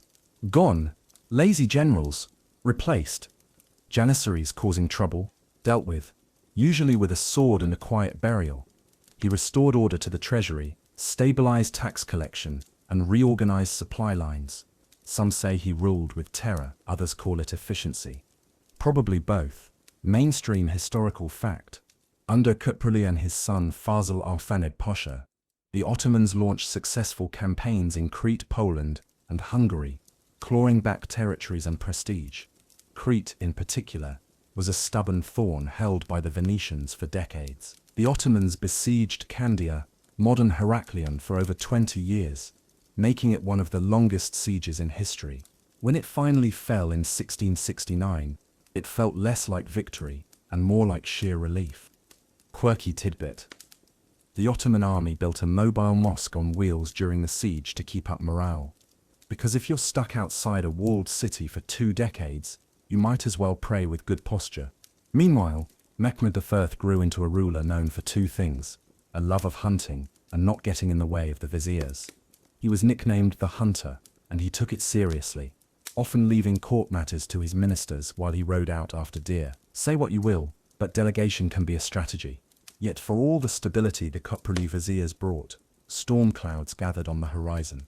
The Habsburgs were regaining strength in Central Europe, the Polish-Lithuanian Commonwealth was stirring, and Christian powers, long terrified of Ottoman strength, was starting to flirt with the idea that just maybe the tide could turn. Still, Istanbul flourished. Poets recited under lantern light. Calligraphers pushed ink into shapes that looked like the whispers of angels. Public fountains poured clean water into marble basins, and merchants from Venice, India, and Cairo all met in markets so dense with smells you could get dizzy just walking past a spice stall. But beneath the surface, a pattern was emerging.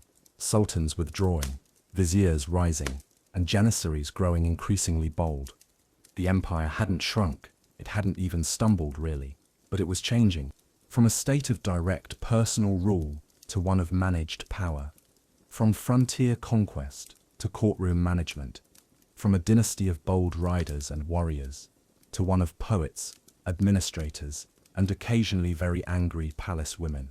And somewhere, deep in the archives, a bureaucrat was probably still trying to calculate how many silver coins equaled 1 saddle, 3 goats, and a missing tax receipt from Damascus. Because empires don't collapse overnight. They morph, they drift, they dance slowly toward crisis. But that dance was about to get a lot louder. Because while Mehmed I was off chasing deer, a war was brewing in Europe that would drag the empire to the gates of Vienna. Again, and this time, the result would shake the Ottoman world. It's 6083. Vienna is under siege. Again. Ottoman banners flutter in the wind. Janissaries chant prayers under starry skies. And somewhere deep in the trenches, an overworked drummer boy is probably regretting life choices. This was supposed to be the glorious second act of Ottoman dominance in Europe, a repeat of that thunderous push in Suleiman's time, but instead, it became something else entirely. A turning point. Let's rewind a bit. By now, Mehmed III the Hunter had ruled for over 40 years. Not a record, but impressive considering how many Ottoman sultans were lucky to survive adolescence. And while he was perfectly content chasing deer and occasionally glancing at state documents between bowstring releases, the actual business of empire fell again to the Grand Vizier.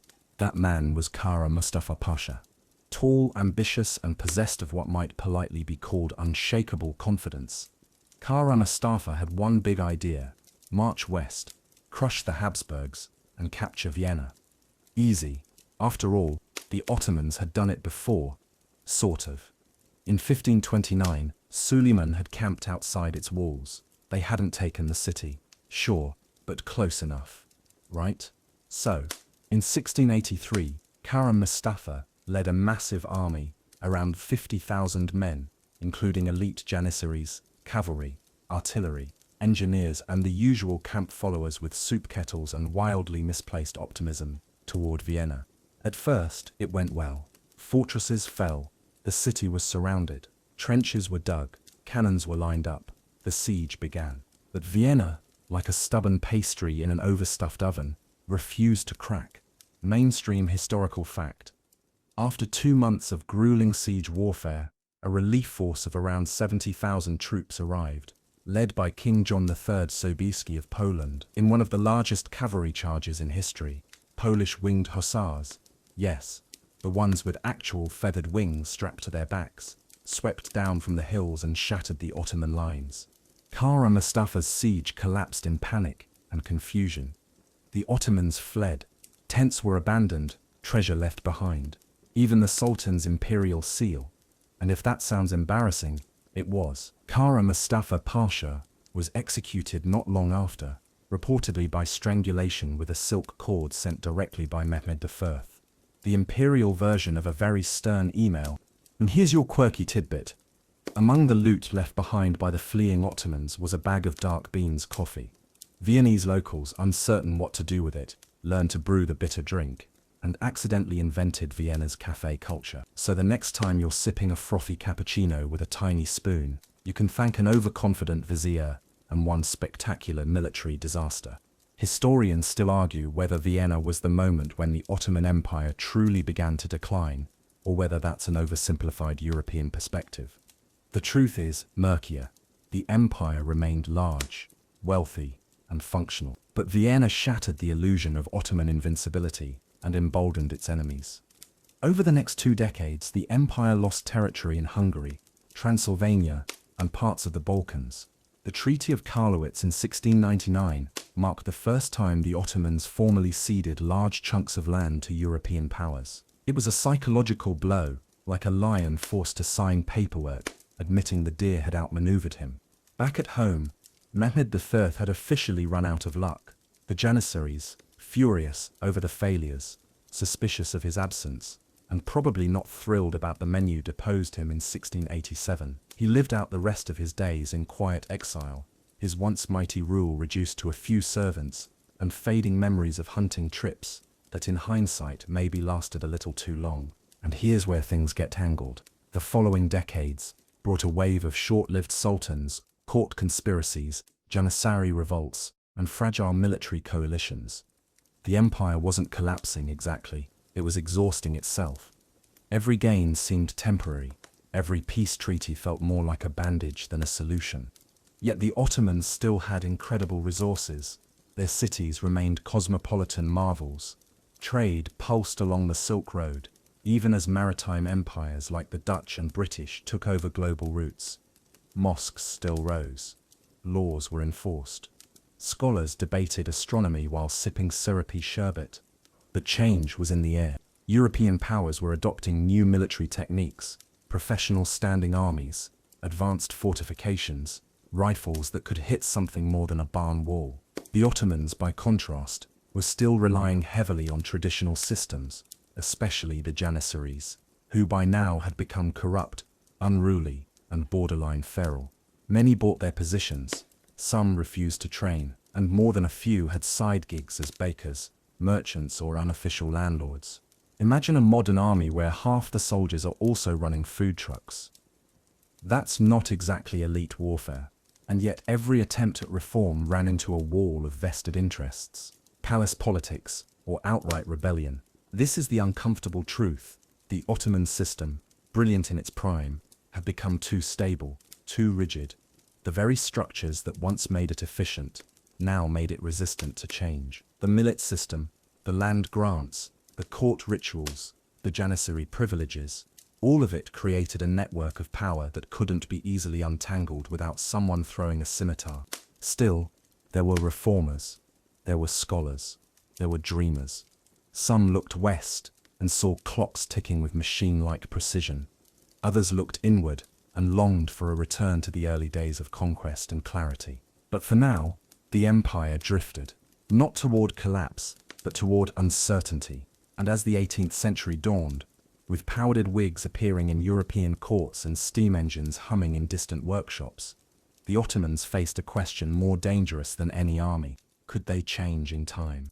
They called it the sick man of Europe, not in the 1600s, not even during the fall of Vienna, but later, by the mid-19th century, as rival empires looked at the once mighty Ottomans with a mix of pity, greed, and opportunism. But even in the 1700s, long before the phrase caught on, the signs were clear: something wasn't right. The engine was still turning, the dome still gleamed, but the empire wasn't exactly humming anymore.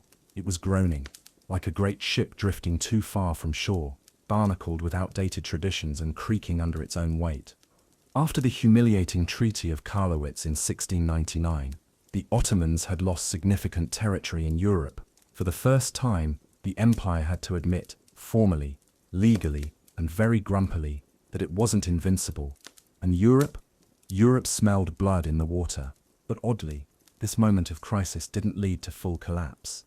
Instead, it sparked a strange period of renewal, confusion, and at least 3 revolts over coffee prices. First came the tulip era.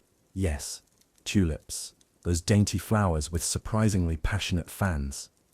In the early 1700s, during the reign of Ahmed III, the Ottomans leaned hard into culture, aesthetics, and horticulture. Tulips became the empire's obsession. Everyone who was anyone wanted the rarest, most exotic bulbs. People went bankrupt chasing new color patterns. Poets compared tulips to beauty, lovers, the prophet's sandals, you name it. And it wasn't just about flowers. The tulip period, roughly 1718 to 1730, was a time of cultural flourishing and cautious westernization. Ottoman elites started copying French fashions. Istanbul saw the rise of public gardens, literary salons, and even the first Ottoman printing press, despite pushback from traditional scribes who really didn't want to be replaced by machines. You can imagine them muttering, "This will ruin the ink industry." Mainstream historical fact: Ibrahim Mutafarrika, a Hungarian convert to Islam, set up the first Islamic printing press in Istanbul in 1727. It was a major leap forward, despite opposition from religious scholars and paper purists. Early books printed included geography manuals, dictionaries, and histories. Not exactly beach reads, but revolutionary nonetheless. But the vibe of the tulip era, lavish parties, glittering court life, floral metaphors flying across banquet halls, was fragile. The empire was still bleeding cash. Janissaries were still powerful and still deeply unhelpful. Rural areas were neglected, trade routes threatened, and the tax system increasingly corrupt. And so, in 1730, Petrona Halil, a former janissary turned greengrocer, turned revolutionary, led a populist uprising. His followers stormed the palace, overthrew Ahmed III, and declared the end of frivolity and flowers. It was, essentially, a coup in the name of sensible accounting and fewer fountains. Here's your quirky tidbit. After seizing power, Petrona Halil insisted on being treated like a grand vizier, but refused to remove his old greengrocer apron. He held audiences in the palace still wearing it, even while barking orders at the Sultan. It was revolutionary cosplay at its weirdest. Historians still argue whether the tulip era was a sign of Ottoman vibrancy or a last decadent gasp. But what followed was darker, bloodier, and far more chaotic. The 18th century brought repeated wars with Russia, Austria, and Persia. The Russian Empire, under leaders like Peter the Great and later Catherine the Great, saw the Ottoman decline not with sadness, but as opportunity. Russian armies pushed south toward the Black Sea. Ottoman vassals, like the Crimean Khanate, started slipping away. And unlike earlier Ottoman wars, these weren't always about religion or conquest. Increasingly, they were about borders, resources, and influence. A new kind of warfare was taking shape, and the Ottomans weren't adapting fast enough. Meanwhile, the Janissaries had become more liability than elite force. They refused to train, resisted reform, and basically ran their own mafia in Istanbul. One sultan would try to modernize them, only to be deposed. The next would appease them, only to be ignored. The empire's military technology also lagged behind. While European powers experimented with better artillery, naval tactics, and disciplined musket formations, the Ottoman army still leaned on cavalry charges and the belief that Allah would handle the rest. Spoiler, he didn't always. And yet, the empire survived. Why? Because it was big. Because its bureaucracy, even when inefficient, still worked. Because local governors, religious leaders, and merchants kept the wheels turning, especially outside the capital. Cairo, Baghdad, Aleppo, and Sarajevo continued to function as economic and cultural hubs. Pilgrims still journeyed to Mecca, markets still buzzed. And reforms were coming. Slow, halting, sometimes comical, but real. Some sultans pushed to modernize the army, set up new schools, reduce corruption, and cut back the Janissaries' power.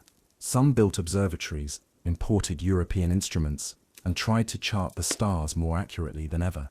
But for every step forward, there was resistance from religious conservatives, from the army, from court factions clinging to their privileges, like cats, to warm laundry. And all the while, Europe moved faster. By the late 1700s, The British, French, and Russians were carving up global trade routes. They controlled banks, factories, and colonies. They produced textiles cheaper, built ships faster, and waged war with terrifying efficiency. The Ottoman Empire, proud, ancient, and wildly complicated, stood like an old tree in a rising wind. Not uprooted. Not yet, but swaying, still majestic. Yes, still full of scholars, soldiers, artisans, and coffee-sipping poets. But also unsure, drifting, and increasingly aware that the 19th century was going to be something entirely new. In the early 1800s, the Ottoman Empire wasn't dead. It just couldn't quite remember where it had left the map. Its borders still spanned thousands of miles. Its cities still pulsed with trade, culture, and religious ritual. But the machinery of empire, it was clunky, cracked, and increasingly run by men, trying to fix a horse cart with French blueprints and a deeply skeptical horse. But just when it looked like things might unravel completely, a strong man from Egypt stepped forward. His name was Muhammad Ali. No, not the boxer, but the Albanian-born Ottoman officer, who would go on to become arguably the most effective reformer the empire never fully controlled.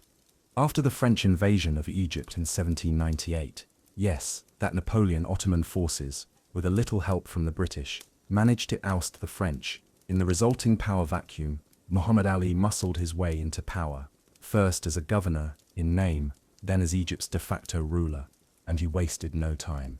He modernized the army, based on European models. He opened schools, restructured taxes, built factories, and even tried to kickstart Egypt's own industrial revolution. He used forced labor to build infrastructure, which earned him about as much love from peasants as a tax audit on Christmas. But results were results. By the 1820s, Egypt under Muhammad Ali was outperforming much of the empire that technically claimed to control it. Here's your mainstream historical fact. In 1827, Muhammad Ali's forces crushed a massive rebellion in Arabia and seized the Hijaz, home to Mecca and Medina. It was a massive symbolic win. He was now the protector of Islam's holiest cities, and the Ottoman Sultan started sweating in his. So, the Sultan did what most insecure rulers do. He asked for help, then instantly regretted it. See, when the Greeks launched their war for independence in 1821, the Ottoman response was brutal, but ineffective. So they called on Muhammad Ali to send reinforcements. He agreed on the condition that he be given Syria in return. He sent his son Ibrahim Pasha, and Egyptian troops quickly gained the upper hand. But after a particularly violent campaign, European powers who had started to develop an awkward crush on classical Greece stepped in. In 1827, at Navarino, a combined fleet of British, French, and Russian ships annihilated the Ottoman Egyptian navy. Yes, annihilated. Wooden ships exploded, sailors swam for their lives. It was like a historical action movie with real consequences. Greece would become independent. The Ottomans, stunned, had to accept it. And Muhammad Ali, he was not amused. Quirky detail. After Navarino, Muhammad Ali reportedly referred to the Ottoman court as children in turbans, which, given the Sultan's handling of both diplomacy and naval preparedness, wasn't entirely inaccurate. But Ali wasn't done. In the 1830s, he went after Syria anyway. His forces marched north, winning again and again, even threatening Anatolia itself. The Ottomans, desperate, turned to their old frenemy, Russia. Russian troops arrived in 1833 to protect Istanbul. Historians still argue whether this was pragmatic diplomacy or the moment the empire began formally trading sovereignty for survival. Either way, the Treaty of Henkai-Scalezi followed, secretly obligating the Ottomans to close the Dardanelles to all foreign ships except Russian ones during war. Cue European panic. The British and French were furious. This was their favorite shipping route, so they leaned in hard. Eventually, with international pressure, the treaty was dropped. But the message was clear. The Ottoman Empire had become a pawn in the larger great power game. And at the center of it all, Muhammad Ali, running a parallel empire from Cairo, modernizing faster, taxing smarter, and training troops who actually aimed their muskets in the right direction. The Sultan, understandably, was not thrilled. In 1839, the Ottomans tried to reclaim Syria. It was a disaster. Their army was crushed, again by Ibrahim Pasha. The Sultan died of a stress-induced heart attack, not confirmed, but let's just say the timing lines up. His teenage son Abdülmecid I took over, and once again the empire faced a choice: modernize or be carved up. And so began the Tanzimat, or reorganization period. This was not a cute spring cleaning. This was a full-blown state makeover. Mainstream historical moment. In 1839, the Hatti Sharif of Gülhane was issued. It promised equality for all Ottoman subjects, regardless of religion: Muslims, Christians, Jews, equal under the law. It also pledged to reform the military, establish fair taxes, and protect life and property. It was revolutionary, and it was also a political gamble.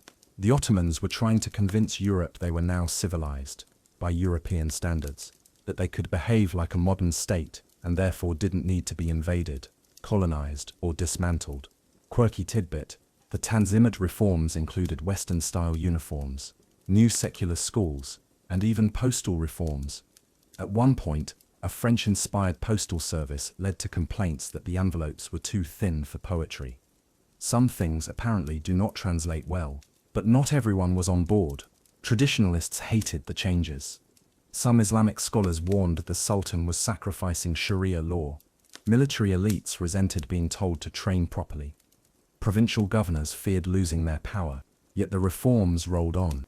A new legal code, a state bank, more schools, more embassies, new railroads, even Ottoman citizenship, a concept that didn't exist before, was invented, turning subject of the Sultan into something that looked vaguely like a national identity. Still, the empire remained fragile. It was like trying to modernize a mansion while it's already on fire. Every time one part was fixed, another cracked, and looming in the background was Muhammad Ali, still powerful, still unpredictable. Eventually, international pressure forced him to withdraw from Syria. Egypt remained his, but he'd never get the full empire. He died in 1849, still officially an Ottoman governor, unofficially a man who had once almost rewritten Ottoman history by himself. And the empire, still standing. Bruised, reorganized, uneasy. It had faced rebellion, near civil war, foreign intervention, and an Egyptian upstart with better textbooks, but it had also launched a modern reform movement, laid railway tracks, and dared to imagine a future not bound by its past. The Ottoman Empire was changing, not fast enough for some, too fast for others. But it hadn't fallen, not yet. The Tanzimat era was like the Ottoman Empire's attempt at reinventing itself, with a new haircut, a sharper coat, and a pile of foreign advisors, awkwardly gesturing at maps. The goal: modernize before getting colonized, or, at the very least, look modern enough to confuse the Europeans into hesitating. By the 1850s, reform was no longer optional, it was survival. The Sultan at the time, Abdülmecid I, was young, reform-minded and constantly writing checks the treasury couldn't really cash. Still, he meant well, and so did his advisors. The empire passed more laws, built more schools, created ministries, and drafted new civil and criminal codes modeled after France's, a state trying to rebrand itself with sharp legal pens and an increasingly nervous population. And then came the Crimean War. If there's one event that encapsulates the messy, awkward adolescence of the late Ottoman state, it's this mainstream historical fact. In 1853, war broke out between the Ottoman Empire and Russia, technically over access to Christian holy sites in Jerusalem, but actually about power, influence, and who would get dibs on Ottoman territory if the empire finally went belly up. Russia claimed to protect Orthodox Christians in Ottoman lands. France claimed to protect Catholics. Britain mostly just wanted to keep Russia out of the Mediterranean. It was the kind of diplomatic argument where everyone shows up with a sword and pretends it's about theology. And so, the Ottoman Empire found itself allied with Britain and France, two countries that until recently had spent more time sketching plans to partition it than protect it. But in 1854, Ottoman troops, French infantry, and British redcoats all marched together to Crimea to stop Russia. The war was a mess of mud, disease, and miscommunication. But the Allies won. Sort of. At Sevastopol, after a long siege, Russian forces surrendered. The 1856 Treaty of Paris reaffirmed Ottoman territorial integrity, but at a cost. Here's the twist. While the Ottomans technically won, they won in such a way that reminded everyone how fragile they'd become. The empire had needed foreign muscle to survive, and the price of that protection, more reforms, more treaties, and more debt. Quirky detail. During the Crimean War, British nurse Florence Nightingale arrived in Istanbul and revolutionized battlefield medicine in Ottoman hospitals. So yes, the empire's military campaign also came with sanitation upgrades and statistical charts. The 19th century was weird like that. Back at home, Abdülmecid I issued the Hatay Humayun in 1856, another sweeping reform decree that promised full legal equality to non-Muslims. Christians and Jews could now enter government service, attend the same schools, and testify in court against Muslims. The idea was to create a more unified, secular Ottoman identity. Nice in theory, controversial in practice. Muslim conservatives viewed it as a betrayal of Islamic law. Christian leaders weren't sure the promises would stick, and ordinary people, they just wanted someone to fix the taxes, stop the bribery, and maybe ensure the army didn't accidentally requisition their livestock again. And speaking of taxes, here's the reality. The empire was broke. All these reforms weren't cheap. The new schools, new railways, new navies, new palaces, oh yes, we'll get there. They cost money, lots of it. So the Ottomans began borrowing from European banks. At first it seemed manageable, then the interest payments started snowballing. By the 1860s, the empire was neck-deep in foreign debt. Historians still argue whether this was economic mismanagement or the unavoidable price of modernization. Probably both, but the result was clear. By the 1870s, European bankers had leverage, not just influence, control. The Ottoman state was paying off debts instead of building roads. Foreign advisors started sniffing around the treasury. It wasn't quite colonization, but it rhymed.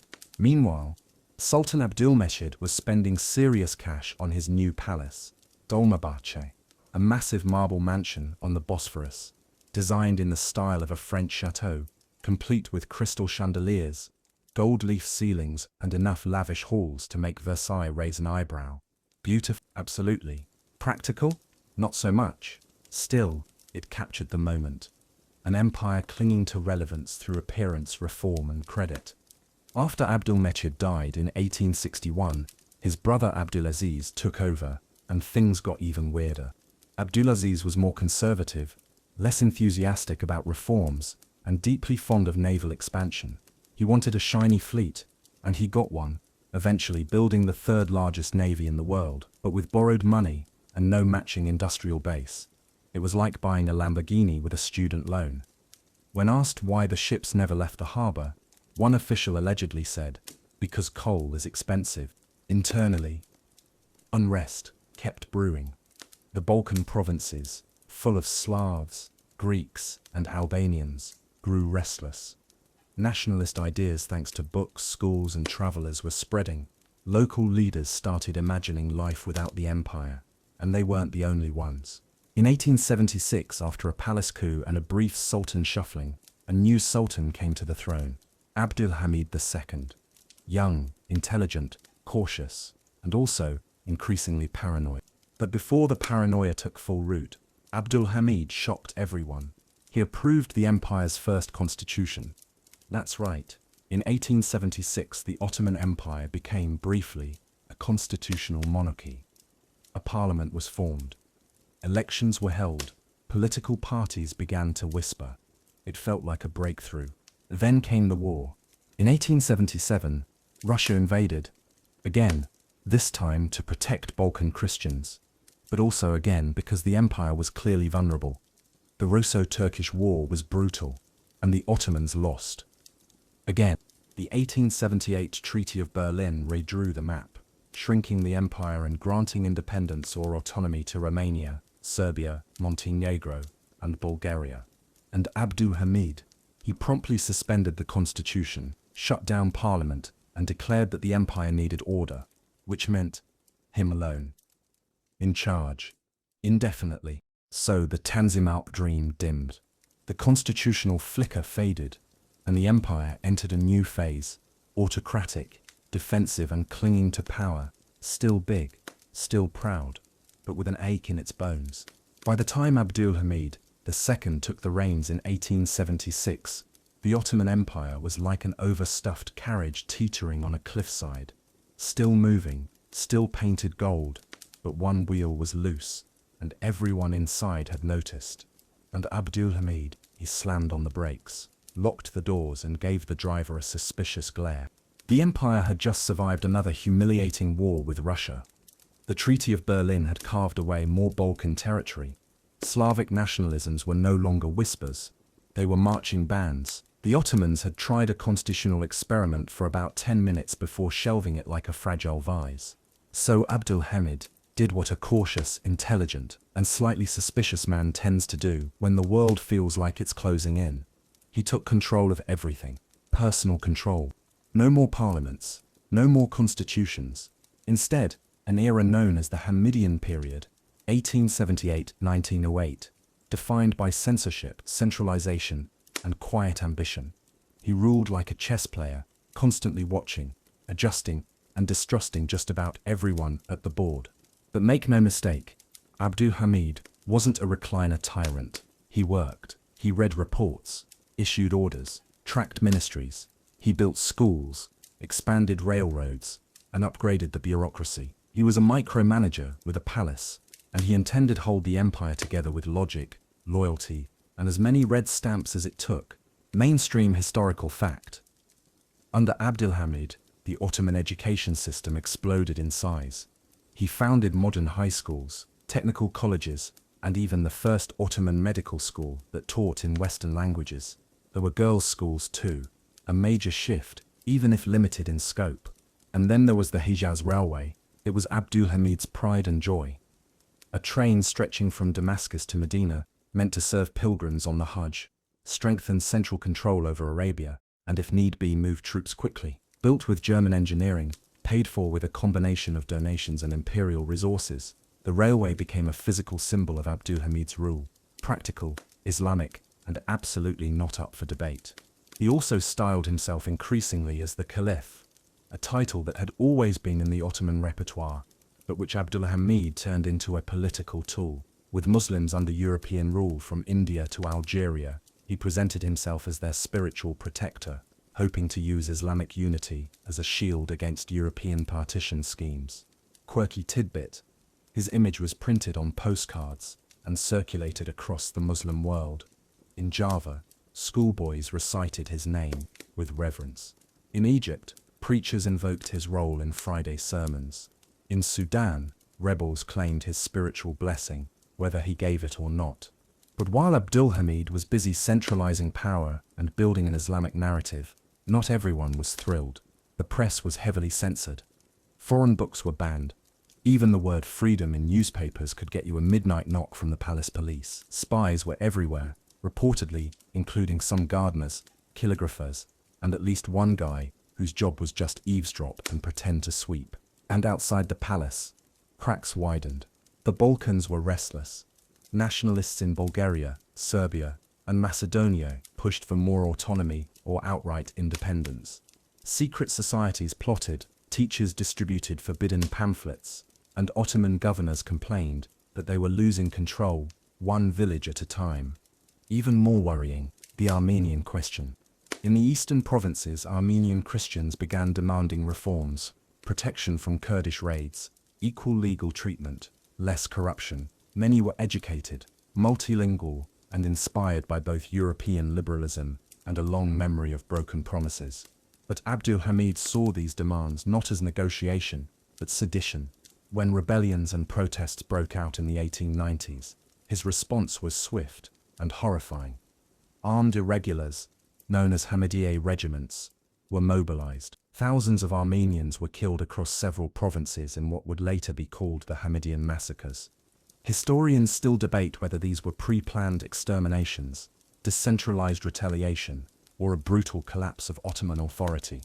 Likely, a combination of all three, but the result was blood, fear, and a new international reputation. The Ottomans, as a dangerous old empire, lashing out at its minorities. Western newspapers began printing lurid stories of barbarism. European powers made vague threats, humanitarians wrung their hands, and Abdul Hamid, he stayed the course. Defensive, resolute, always suspicious. He doubled down on surveillance, hired more secret police, and continued ruling through a fog of telegrams and mistrust. But not all his enemies were abroad. A growing underground movement known as the Young Turks was bubbling inside and outside the empire. Many were exiles in Paris, Geneva, and Cairo. Others were students and army officers. They believed in constitutionalism, secular reform, and modernization without fear, and they viewed Abdul Hamid as the one thing standing in the way. Their message? The empire wasn't dying because it was old. It was dying because it was afraid to change. Quirky fact, the Young Turks communicated via coded letters, smuggled pamphlets, and sometimes in poetry. There were even whispered lectures held aboard European ships parked just off Ottoman ports, half academic seminar, half spy thriller. And within the military, the mood was shifting too. Officers trained in new academies, especially in Salonika, Damascus, and Istanbul, grew tired of being ordered to obey a system that no longer matched the world they saw outside.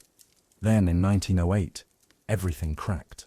In Macedonia, a group of reformist army officers mutinied. They demanded the restoration of the 1876 constitution and the return of parliamentary rule. Their message spread like wildfire. Garrison after garrison joined. Even the telegraph lines betrayed the Sultan. Within weeks, Abdul Hamid had no choice. He gave in. The constitution was reinstated. Elections were scheduled. The press roared back to life like a bear out of hibernation. Istanbul lit up with speeches, parties, and declarations. It was the second constitutional era, and for a brief moment, the empire felt hopeful again. But Abdul Hamid didn't forget, and neither did the men who replaced him. Because once you've ruled alone for 30 years, stepping aside isn't so simple. And as the empire stumbled into the 20th century, with trains running to Mecca and revolutionaries plotting in cafes, the question remained, could the Ottoman Empire become modern without destroying itself? The year is 1908, and the Ottoman Empire is buzzing. For the first time in decades, newspapers shout headlines without a censor's pen hovering overhead. Students hold public debates, women peek from behind screens, listening to whispered hopes, and somewhere in the cafes of Salonika, a group of young officers is still blinking at how fast their mutiny turned into a revolution. This was the Young Turk Revolution, and it hit the Ottoman world like a slap and a trumpet at once. After 30 years of Abdul Hamid II's careful, suffocating control, the restoration of the 1876 constitution felt like a miracle. Parliaments, political parties, free speech, elections, people poured into the streets to chant for liberty, not quite knowing what liberty meant. But sure, it sounded better than being spied on by a gardener with a suspicious mustache. The Committee of Union and Progress, CIAP, the core of the Young Turk movement, quickly rose to power, formed mostly by Western-educated reformers, disgruntled officers, and exiled intellectuals. The CIAP promised modernization, unity, and a bright new future. And at first, it worked. A new parliament formed. Censorship relaxed. Christians and Jews were elected to office. The Hupi tried to build a new Ottoman identity, one not based on ethnicity or religion, but on shared citizenship and loyalty to the empire. Idealistic? Definitely. Naive? Also yes. Abdul Hamid II, meanwhile, played the long game. He sat in his palace, smiled for the cameras, and waited for the chaos to outpace the enthusiasm. It didn't take long. In 1909, a counter-coup erupted. Soldiers in Istanbul revolted, demanding a return to Sharia and the old order. For a moment, it looked like the Sultan might reclaim full power. But the army's 3rd Army Corps, based in Salonika, marched in, crushed the rebellion, and ended the game. Abdul Hamid was deposed and sent into exile. His brother, Mehmed Far, took the throne. A pleasant, mild man, more interested in ceremonial robes than politics. The Hup now effectively ran the empire. And here's your quirky tidbit. When Abdulhamid was forced out, he left behind 5,000 books, a personal library filled with everything from Arabic manuscripts to French political philosophy. The man who banned newspapers was secretly obsessed with reading. The new regime faced impossible challenges. The Balkans were unraveling. Nationalist movements gained traction across Albania, Macedonia, and Armenia. The ship promised equality, but it struggled to manage diversity. Some leaders leaned into Ottomanism, a united identity across ethnic lines. Others drifted toward Turkism, emphasizing Turkish language and culture above all. Historians still argue whether the Young Turks were inclusive idealists who lost control or cold pragmatists in disguise. Likely, they were both. The empire needed loyalty, but instead got fragmentation, and then came the Balkan Wars. In 1912, a coalition of Bulgaria, Greece, Serbia, and Montenegro launched a joint attack to carve the Ottomans out of Europe entirely. They almost succeeded. Ottoman forces were caught off guard, poorly supplied, and humiliated. Within months, the empire lost Kosovo, Thessaloniki, and most of its remaining European territory. Even Edirne, just miles from Istanbul, fell. The shock was massive. Refugees poured in. Morale collapsed. The myth of Ottoman military strength, already frayed, completely snapped. Quirky fact: COP officers in Edirne were so desperate during the siege that they fed their soldiers boiled grass. Not poetic grass, just regular, unsalted grass. In 1913, a coup within the coup occurred. A radical wing of the keep, led by Enver Pasha, Talat Pasha, and Semel Pasha, seized full control in what's sometimes called the Raid on the Sublime Porte. These three men would become the faces of a darker, more authoritarian chapter of Ottoman rule. Their priority? Save the empire by force if necessary. They restructured the military, centralized administration, and pushed harder for a Turkified identity. This alienated non-Turks. Further, Armenians, Arabs, Greeks, many felt excluded, some outright threatened. Meanwhile, the empire flirted with Germany. As Europe drifted toward war, the Ottomans saw in the Kaiser's empire a possible patron, military advice, investment, and mutual enemies. German officers began training Ottoman troops, German firms built railroads, and Ottoman diplomats smiled politely at French and British protests. Then in 1914, the dominoes fell. Archduke Franz Ferdinand was assassinated. Alliances activated like mousetraps, and by late that year, the Ottoman Empire joined the Central Powers, Germany and Austria-Hungary, against Britain, France, and Russia. Historians still debate whether this was a bold strategic move or a catastrophic miscalculation. Spoiler, it leans toward catastrophic. The Ottomans entered World War I with optimism and speeches. What followed was tragedy, sacrifice, and deep national trauma. In Gallipoli, Ottoman forces under the young and charismatic Mustafa Kemal stunned the Allies by holding off a massive amphibious invasion. It was a rare victory. Elsewhere, things were worse. In Iraq and Palestine, British forces advanced. In the Caucasus, Ottoman armies were crushed by the Russians. And at home, suspicion turned inward. Most tragically, the Kip's paranoia about internal rebellion, especially among Armenians near the Russian front, led to the mass deportations and massacres of 1915. This was the Armenian Genocide, a dark, still disputed chapter that saw the deaths of over 1 million Armenians through forced marches, starvation, and execution. Quirky facts don't apply here, just grief. Historians continue to debate terminology and intent, but the suffering is undeniable. By 1918, the empire was exhausted, the war was lost. Istanbul was occupied by Allied forces, and the dream of Ottoman revival had turned into bitter ash. The once proud empire had tried everything: constitutional reform, autocracy, nationalism, pan-Islamism, modernization. Each had failed to stop the bleeding. And in the wreckage of defeat, one final chapter began to stir. A young general named Mustafa Kemal, known to his soldiers as Ataturk, stood on the horizon. He wasn't interested in restoring the Sultan.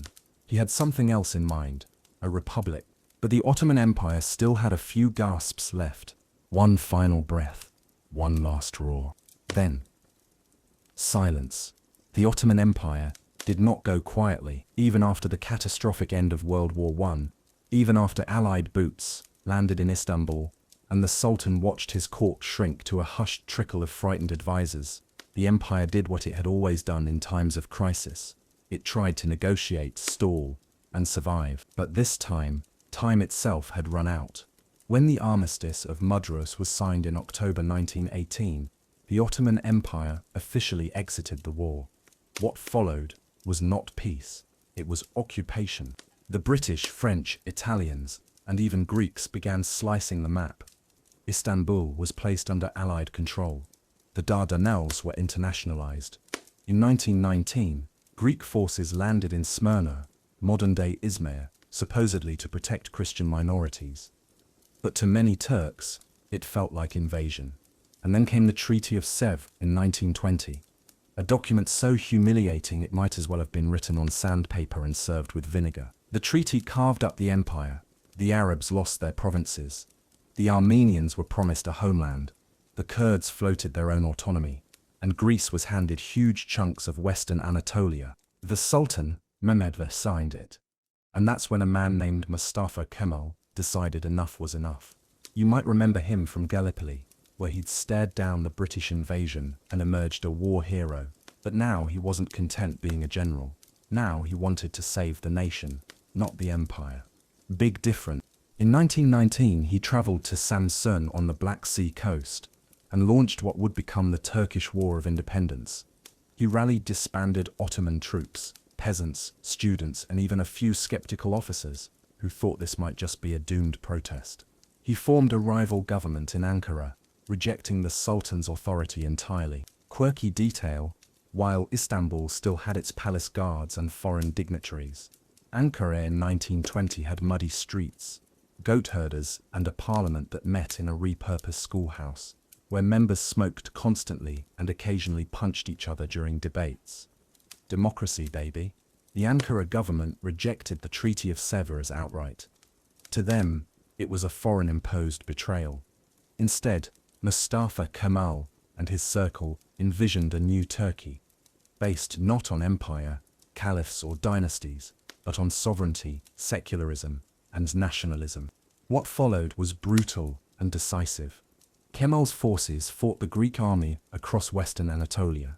Battles were bloody, towns were razed, civilians suffered. The campaign culminated in the Great Offensive of 1922. The Greeks retreated, Smyrna burned. Historians still debate who set the fire, and tens of thousands of people, especially Greek Orthodox Christians, fled in chaos. At the same time, Kemal turned east. He made deals with Armenians, Kurds, and Soviets, negotiating borders and securing allies. It wasn't pretty, but it was effective. In November 1922, the nationalist parliament in Ankara formally abolished the Ottoman Sultanate. Mehmed VI boarded a British warship and left Istanbul in the dead of night. No parade, no ceremony, just silence and a suitcase. And just like that, after over 600 years, the Ottoman Empire was dead. Mainstream historical fact. On October 29, 1923, Mustafa Kemal declared the Republic of Turkey. He became its first president. The capital was now Ankara. The Ottoman Caliphate, the spiritual authority of the Muslim world, was still technically intact, but on borrowed time. Then came the real revolution. Mustafa Kemal, soon known as Ataturk, father of the Turks, launched a top-down transformation of society that would have made even the boldest sultans blink. He abolished the caliphate in 1924, severing the empire's last symbolic tie to Islamic leadership. He banned the fez, declaring it backward. He replaced the Arabic script with Latin letters, turning every Turkish adult into an illiterate overnight, then opened schools to reteach them. He gave women the right to vote, opened co-ed universities, and reformed marriage laws. Religion was privatized. The state took over mosques, Sharia courts, and religious schools. Clerics were pushed to the margins. Secularism wasn't just a policy, it was mandatory modernity. Quirky tidbit: Ataturk also introduced state-sponsored dance halls and ballroom lessons. believing that Western social customs were essential to modern citizenship. Imagine trying to convince shepherds that the foxtrot was patriotic. Historians still argue whether Ataturk's reforms were liberation or authoritarianism in disguise. There were purges, censorship, even personality cult elements. But the results were undeniable. A new identity was born: Turkish, secular, republican. And so, the empire faded. Its cities were renamed, its courts restructured, its provinces broken away into new countries: Iraq, Syria, Lebanon, Jordan, and more. The mosques and palaces remained, but their meanings changed. The title Sultan became a historical footnote. The Grand Viziers were now mayors, the Janissaries were long gone, and no one had seen a tulip poem in decades. Still, the memory lingered. In architecture, in music, in recipes, in regional tensions, the ghost of the Ottoman world never quite left. The lines it drew, sometimes carefully, sometimes carelessly, shaped modern borders and modern conflicts. Its collapse created vacuums that others rushed to fill. And for many, the fall was not just a geopolitical shift, it was an existential crisis. What do you become when the story you've told for 6 centuries ends? The answer was Turkey, a republic born from the wreckage, proud, complicated, and still nearly a century later, grappling with the legacy of an empire that once ruled 3 continents. The Ottomans were gone, but their fingerprints, still everywhere. After the fall of the Ottoman Empire, it would have been easy for the story to simply fade into a history textbook, some long chapter sandwiched between Byzantium and British maps, with too many red lines. But the empire didn't vanish like smoke. It echoed, and nowhere was that echo louder than in the Arab provinces, which had once been central to the Ottoman imagination, and were now parceled out like leftover cake at a family dispute. During the empire's decline, many Arabs had hoped for reforms, rights, and maybe even greater autonomy within a renewed Ottoman system. What they got instead was a swirl of promises, betrayals, and foreign mandates, wrapped in European colonial ambition. Remember T.E. Lawrence of Arabia? He'd helped lead Arab forces against the Ottomans during World War I, promising British support for Arab independence. A spoiler, that never fully happened. Mainstream historical fact. After the war, the Sykes-Picot Agreement between Britain and France divided up much of the former Ottoman Arab lands: Syria and Lebanon to France, Iraq, Transjordan and Palestine to Britain. It was colonialism, with a sharper suit and a lot more paperwork. And the locals? Not thrilled. In Iraq, the British faced fierce revolts almost immediately. In Syria, French troops bombarded Damascus to crush resistance. In Palestine, the seeds of long-term conflict were sown as Britain promised support to both Jewish and Arab national aspirations. So instead of independence, much of the Arab world got mandates, a fancy word for "we'll rule you for now, and pretend it's temporary." Ottoman administration may have been heavy-handed, but it didn't usually come with French generals renaming streets or British officers measuring skulls for race science. Meanwhile, in Turkey, Ataturk was rebuilding fast. The Turkish Republic didn't just reject the empire, it actively scrubbed it. Arabic script replaced, Ottoman titles banned, even call to prayer, at one point forced into Turkish instead of Arabic.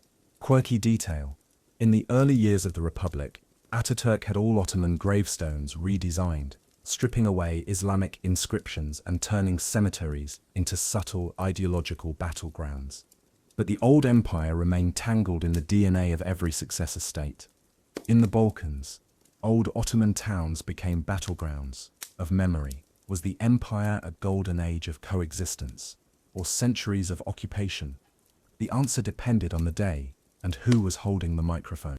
In North Africa, Ottoman rule had ended earlier, but not before leaving behind mosques, bathhouses, and a particularly stubborn love of sweet pastries filled with nuts.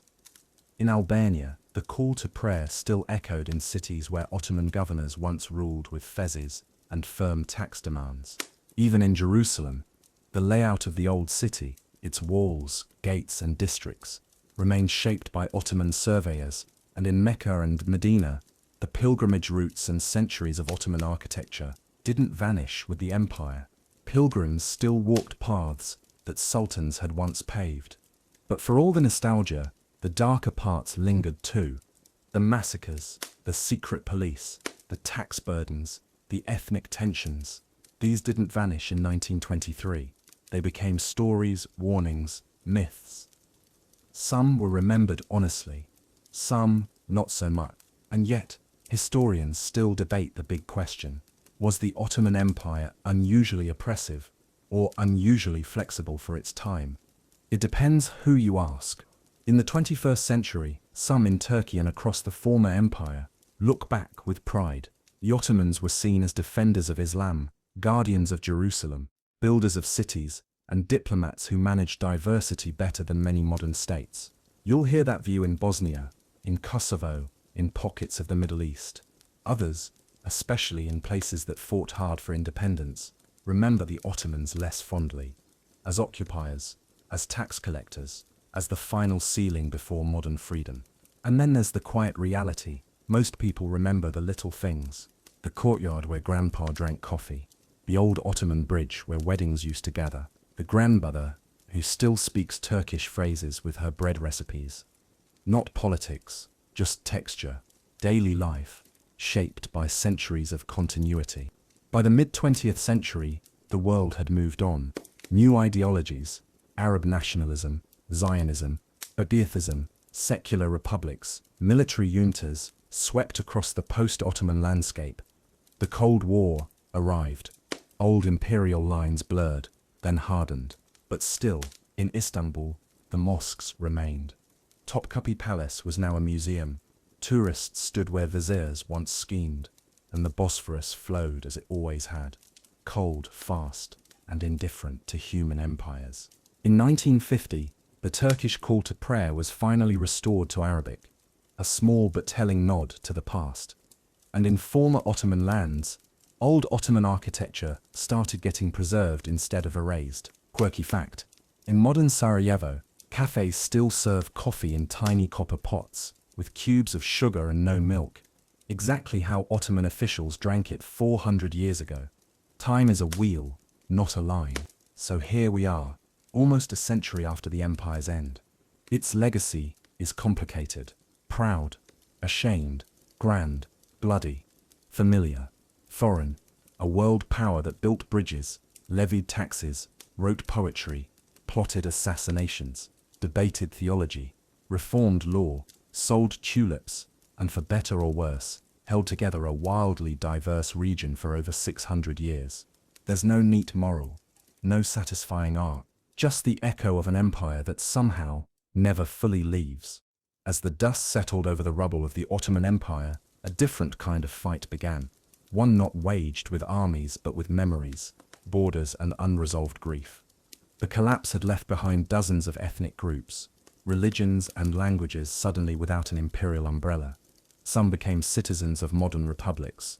Others were shuffled across new lines on maps drawn by diplomats who'd never tasted the local bread, let alone spoken the language. But for one group in particular, the fallout from the final years of Ottoman rule became a wound that never fully closed. The Armenians. Let's wind back to 1915. The Ottoman Empire was at war on multiple fronts, its leadership shaken, its paranoia high. Inside the heartlands of Anatolia, Ottoman officials accused segments of the Armenian Christian population, many of whom lived near the Russian front, of conspiring with the enemy. A few Armenian nationalist groups had indeed sought autonomy, some even fought alongside the Russians.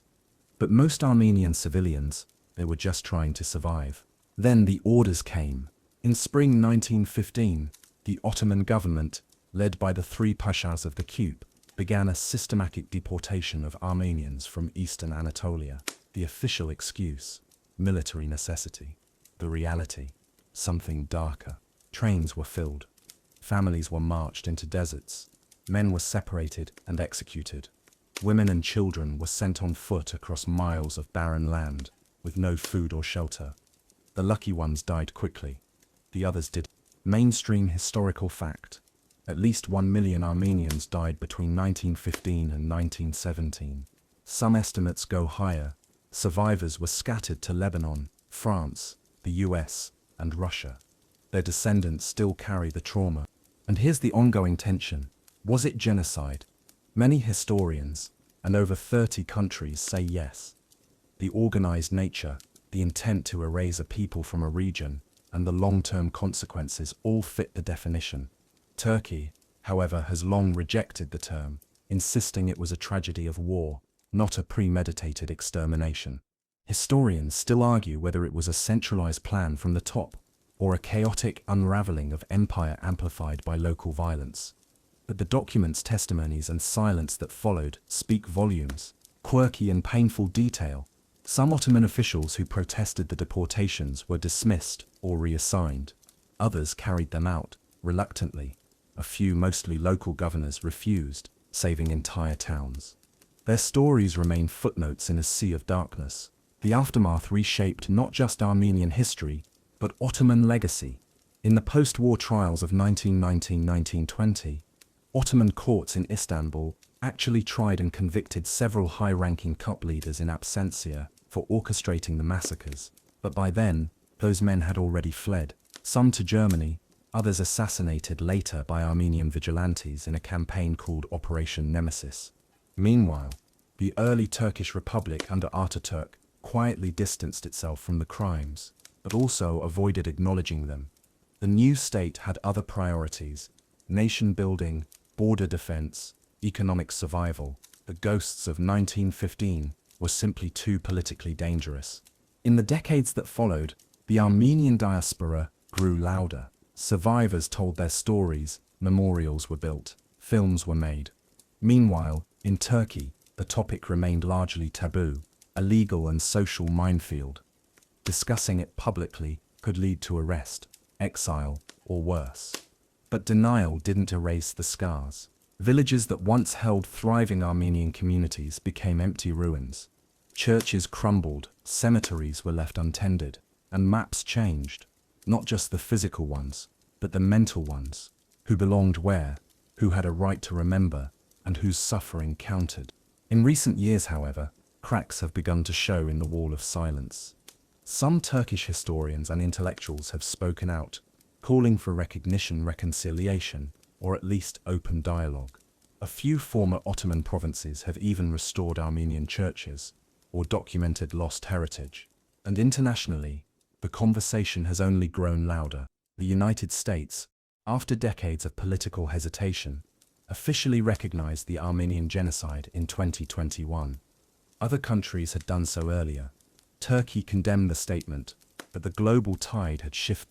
And yet, on the ground, in the villages of eastern Anatolia, there are still people who remember the names, the shops, the neighbors who vanished. Farmers who plow fields where Armenian houses once stood. Old women who still use Armenian words for certain herbs. Time moves forward, but the past clings quietly to the hills. So where does this leave the Ottoman Empire's legacy? It's complicated. This wasn't just a case of empire falling, it was an empire breaking, and in that breaking, it took entire peoples with it. The grandeur of Ottoman architecture, the poetry of Suleiman's court, the steam of the bathhouses, those things endure. But so does this. A historical trauma denied, debated, and still unresolved. And for modern Turkey, navigating that legacy is like trying to renovate a house while pretending one entire wing doesn't exist. You can wallpaper over the cracks, but eventually someone hears the creaking. Still, the Armenian story is more than just grief. It's also one of resilience. In Beirut, Los Angeles, Yerevan, Armenian culture has flourished. New artists, new musicians, new schools, all carrying forward a tradition nearly extinguished, but not forgotten. Quirky, beautiful fact. Armenian survivors in Lebanon once built a church using stone from the ruins of their ancestral village. Each rock carried across miles, one, by hand. And so, the Ottoman legacy includes this too. The things that were meant to be erased, but weren't. By the time the Ottoman Empire had officially disappeared, you'd think its story would finally be over. But in many ways, the end was only the beginning. What followed wasn't just the political death of an empire. It was the start of a century-long identity crisis for everyone it had once ruled. For Turkey, that meant deciding just how much Ottoman DNA it was willing to acknowledge. Under Mustafa Kemal Ataturk, the answer was as little as possible. The early republic didn't just reform, it obliterated. Ottoman law, replaced by Swiss civil codes, Arabic script, gone, replaced with Latin letters, Islamic courts, shut down, religious titles like Sheikh, Effendi, Mullah, forbid. Even Ottoman architecture, with its domes and minarets, gave way to modernist concrete boxes, flat-roofed symbols of secular progress. This wasn't just modernization, it was erasure, as if the empire had been a long, embarrassing dream that Turkey had finally woken up from. But as with all things repressed, the past found ways to leak back in. By the mid-20th century, a nostalgic current began to stir. Some Turks began rereading their grandparents' letters in Arabic script, rediscovering family roots in vanished Ottoman provinces. Pop historians began publishing glossy books about sultans, harems, and janissaries. Romanticized, sanitized, occasionally embroidered, but wildly popular. And then came the TV shows, mainstream historical fact. In 2011, a Turkish drama series called Muhteşem Yüzyıl, The Magnificent Century, exploded onto screens, dramatizing the life of Suleiman, the Magnificent, with enough romance, intrigue, and silk costumes to put Game of Thrones to shame. The show became a regional phenomenon, watched in over 50 countries, subtitled in Arabic, Urdu, Russian, and Spanish. Suddenly, Ottoman sultans were pop culture icons again. Quirky tidbit: in the Arab world, some viewers began referring to Suleiman as Suleiman al-Kanuni, the lawgiver, with admiration, sparking debates on whether the Ottoman Empire had been a golden age of justice, or just a centuries-long occupation with good curtains. Back in Turkey, nostalgia turned political. By the early 2000s, a new wave of leaders began embracing the Ottoman legacy, not as an embarrassment, but as a source of pride. Chief among them, Recep Tayyip Erdogan, who leaned into imagery of Ottoman grandeur, waving the imperial banner at state ceremonies, referencing Ottoman legal traditions in speeches, even commissioning mega mosques designed to mimic classical Ottoman domes. Historians still argue whether this was genuine admiration or political branding, probably both. But it worked. Suddenly, Istanbul was full of Ottoman-themed cafes, serving coffee in copper pots, with sultanic music playing softly in the background. School children were taught more Ottoman history. The old imperial script, once banned, was taught again in some schools, and visiting the Topkapi Palace became not just tourism, but a patriotic ritual. But as Ottoman nostalgia rose, so did discomfort from Turkey's minorities, especially Kurds, Alevis, Armenians, and secular liberals, who saw this revival not as harmless history, but as a subtle return to authoritarian hierarchy and religious dominance. Because here's the deeper truth: the Ottoman legacy wasn't just mosques and miniatures. It also meant unequal status, religious law, centralized control, and yes, a long tradition of suppressing dissent. Modern Turkish politics began to wrestle with this dual legacy. Is the Ottoman past something to be celebrated, interrogated, or outgrown? And outside Turkey, the questions multiplied. In the Middle East, the Ottomans had left behind deep contradictions. Some Arab thinkers praised the Ottoman era as one of relative coexistence and Islamic unity.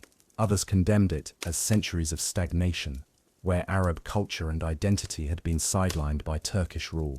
In the Balkans, the legacy was even messier. Bosnia still boasts Ottoman bridges and mosques, and many Bosniaks see the Ottomans as protectors of Islam and culture. But in Serbia, Greece, and Bulgaria, the empire is remembered more as an occupier, the shadow behind national revolts and long-practiced resistance songs. So, depending on where you stand, the Ottoman Empire is either a golden age, a cautionary tale, or a deep, murky mirror reflecting modern struggles with religion, ethnicity, and power. Quirky fact: in modern Albania, some schoolbooks refer to the Ottomans as invaders. Others describe them as administrators, and in one village, a local teacher reportedly calls them both, depending on whether it's before or after lunch. Today, remnants of Ottoman influence are everywhere, if you know where to look. In language, Persian, Arabic, and French words still pepper modern Turkish vocabulary. In cuisine, baklava, börek, dolma, and Turkish coffee are eaten across former Ottoman lands, each region insisting theirs is the most authentic. In architecture, Ottoman mosques, forts, and fountains still dot cities from Sarajevo to Damascus. In law, some legal frameworks in the Middle East still echo Ottoman codes, especially in family law. And most hauntingly, in the very borders that shape our modern world, many drawn in the chaotic vacuum left behind by the empire's collapse. The Ottoman Empire may be gone, but it never truly left. So here we are, tracing the final shadows of a vanished empire across a map that no longer bears its name. The sultans are gone. The palaces are mostly museums. The last caliph took a train to exile almost 100 years ago, and yet in 2025, the Ottoman Empire still lingers like steam from a teacup. In Istanbul, you can stand at the Galata Bridge and watch ferries crisscross the Bosphorus as they have for centuries. Seagulls wheel above the minarets. A call to prayer echoes over rooftops built by long-dead architects. And if you squint hard enough, you might still catch a flicker of robes in the Topkapi windows. But make no mistake, this is not nostalgia. This is presence. The Ottomans are not just in textbooks, they are stitched into daily life. Start with the language. Modern Turkish may have undergone a radical purification after 1928, ditching thousands of Arabic and Persian words, but traces remain. Visit Bosnia, and you'll hear Turkish loanwords in Slavic sentences. Go to Egypt, and you'll find Ottoman bureaucratic terms buried in old colonial documents. In the Arab world, the word daftar still means notebook, and the Ottomans loved their daftars. Walk into a bakery in Athens, and someone might be eating a pastry that once graced a vizier's table in Edirne. Ottoman cuisine, far from imperial pomp, was home cooking, and it endured. Mainstream historical fact: the empire ran for more than 6 centuries, longer than the Roman Empire if you're counting from Mehmet II to its official end in 1922. Its reach spanned 3 continents. It governed a polyglot population of Muslims, Christians, Jews, Turks, Arabs, Greeks, Armenians, Kurds, Albanians, Bulgarians, Bosniaks, and more. And yet it somehow held together. Quirky detail. In the 16th century, the imperial harem had its own internal court system, with written laws, regulations, and even a detailed budget. Imagine a society where the emperor's concubines had a better retirement plan than most modern freelancers. But the real marvel of the empire wasn't its opulence, it was its adaptability. Historians still argue whether the Ottomans succeeded because they were pragmatic or simply lucky. Probably both. They adopted gunpowder early, they absorbed administrative techniques from Persia and Byzantium, they let religious minorities run their own courts and schools for centuries. In return, they collected taxes and kept the peace. That's not to say it was utopia. The empire enslaved people, it taxed brutally, it silenced dissent, it committed atrocities. But for its time, and even in comparison to some modern states, its model of multinational governance was startlingly stable. And then, it wasn't. Because even the most adaptable empires cannot hold forever. Technology outran them, capitalism outpaced them, nationalism dissolved the glue, and when the cracks came, they came fast. By the late 19th century, the empire was being kept alive on loans, foreign advisors, and blind hope. And when it finally collapsed, the world reshaped itself in its ruins. The Middle East, North Africa, and the Balkans were once governed from a single set of palaces in Istanbul. After 1922, they became a patchwork of mandates, military dictatorships, constitutional monarchies, secular republics, and theocracies, all trying in one way or another to escape the long shadow of empire, while also inheriting its debris. Modern Turkey, too, has swung like a pendulum between Ottoman rejection and Ottoman revival. One generation banned the fez and replaced Arabic script. The next built mega mosques and restored Ottoman neighborhoods with public funding. Some saw the sultans as symbols of stagnation, others saw them as guardians of lost glory. And across the former provinces, that same tension simmers. In Cairo, Ottoman-built mosques remain central to daily worship. In Belgrade, Ottoman baths stand like haunted bones. In Jerusalem, Ottoman court records are still referenced in modern land disputes, not as history, as evidence. The empire lives on in archives and legal files, in minarets and marketplaces, in songs, names, and borderlines that still spark modern wars. Quirky reminder, the current name of Beirut's famous Rue Hamra is from the Ottoman era. It means Red Street. It's been through empires, revolutions, and coups, but the name stuck. Because empires don't just die, they echo.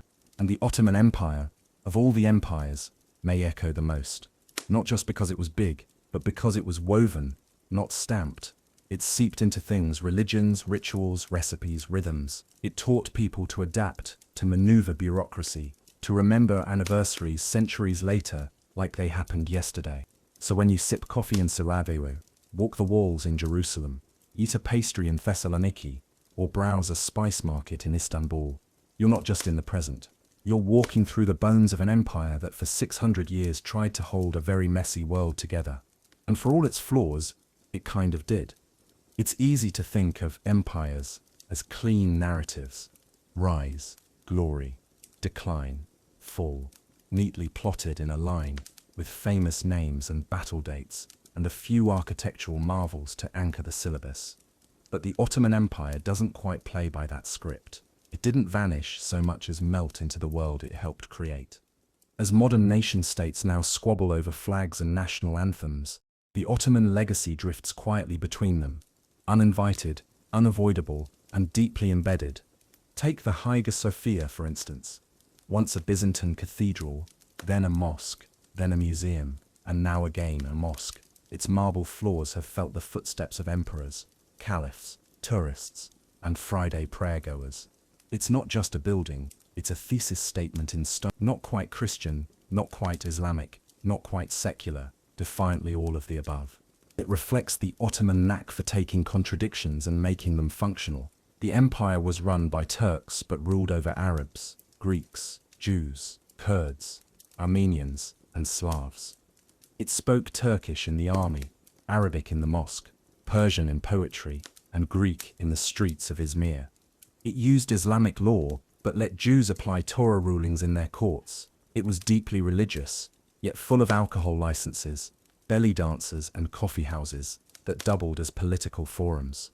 Mainstream historical fact: Ottoman Istanbul had more than 50 different ethnic communities, each with its own neighborhoods, customs, and leaders.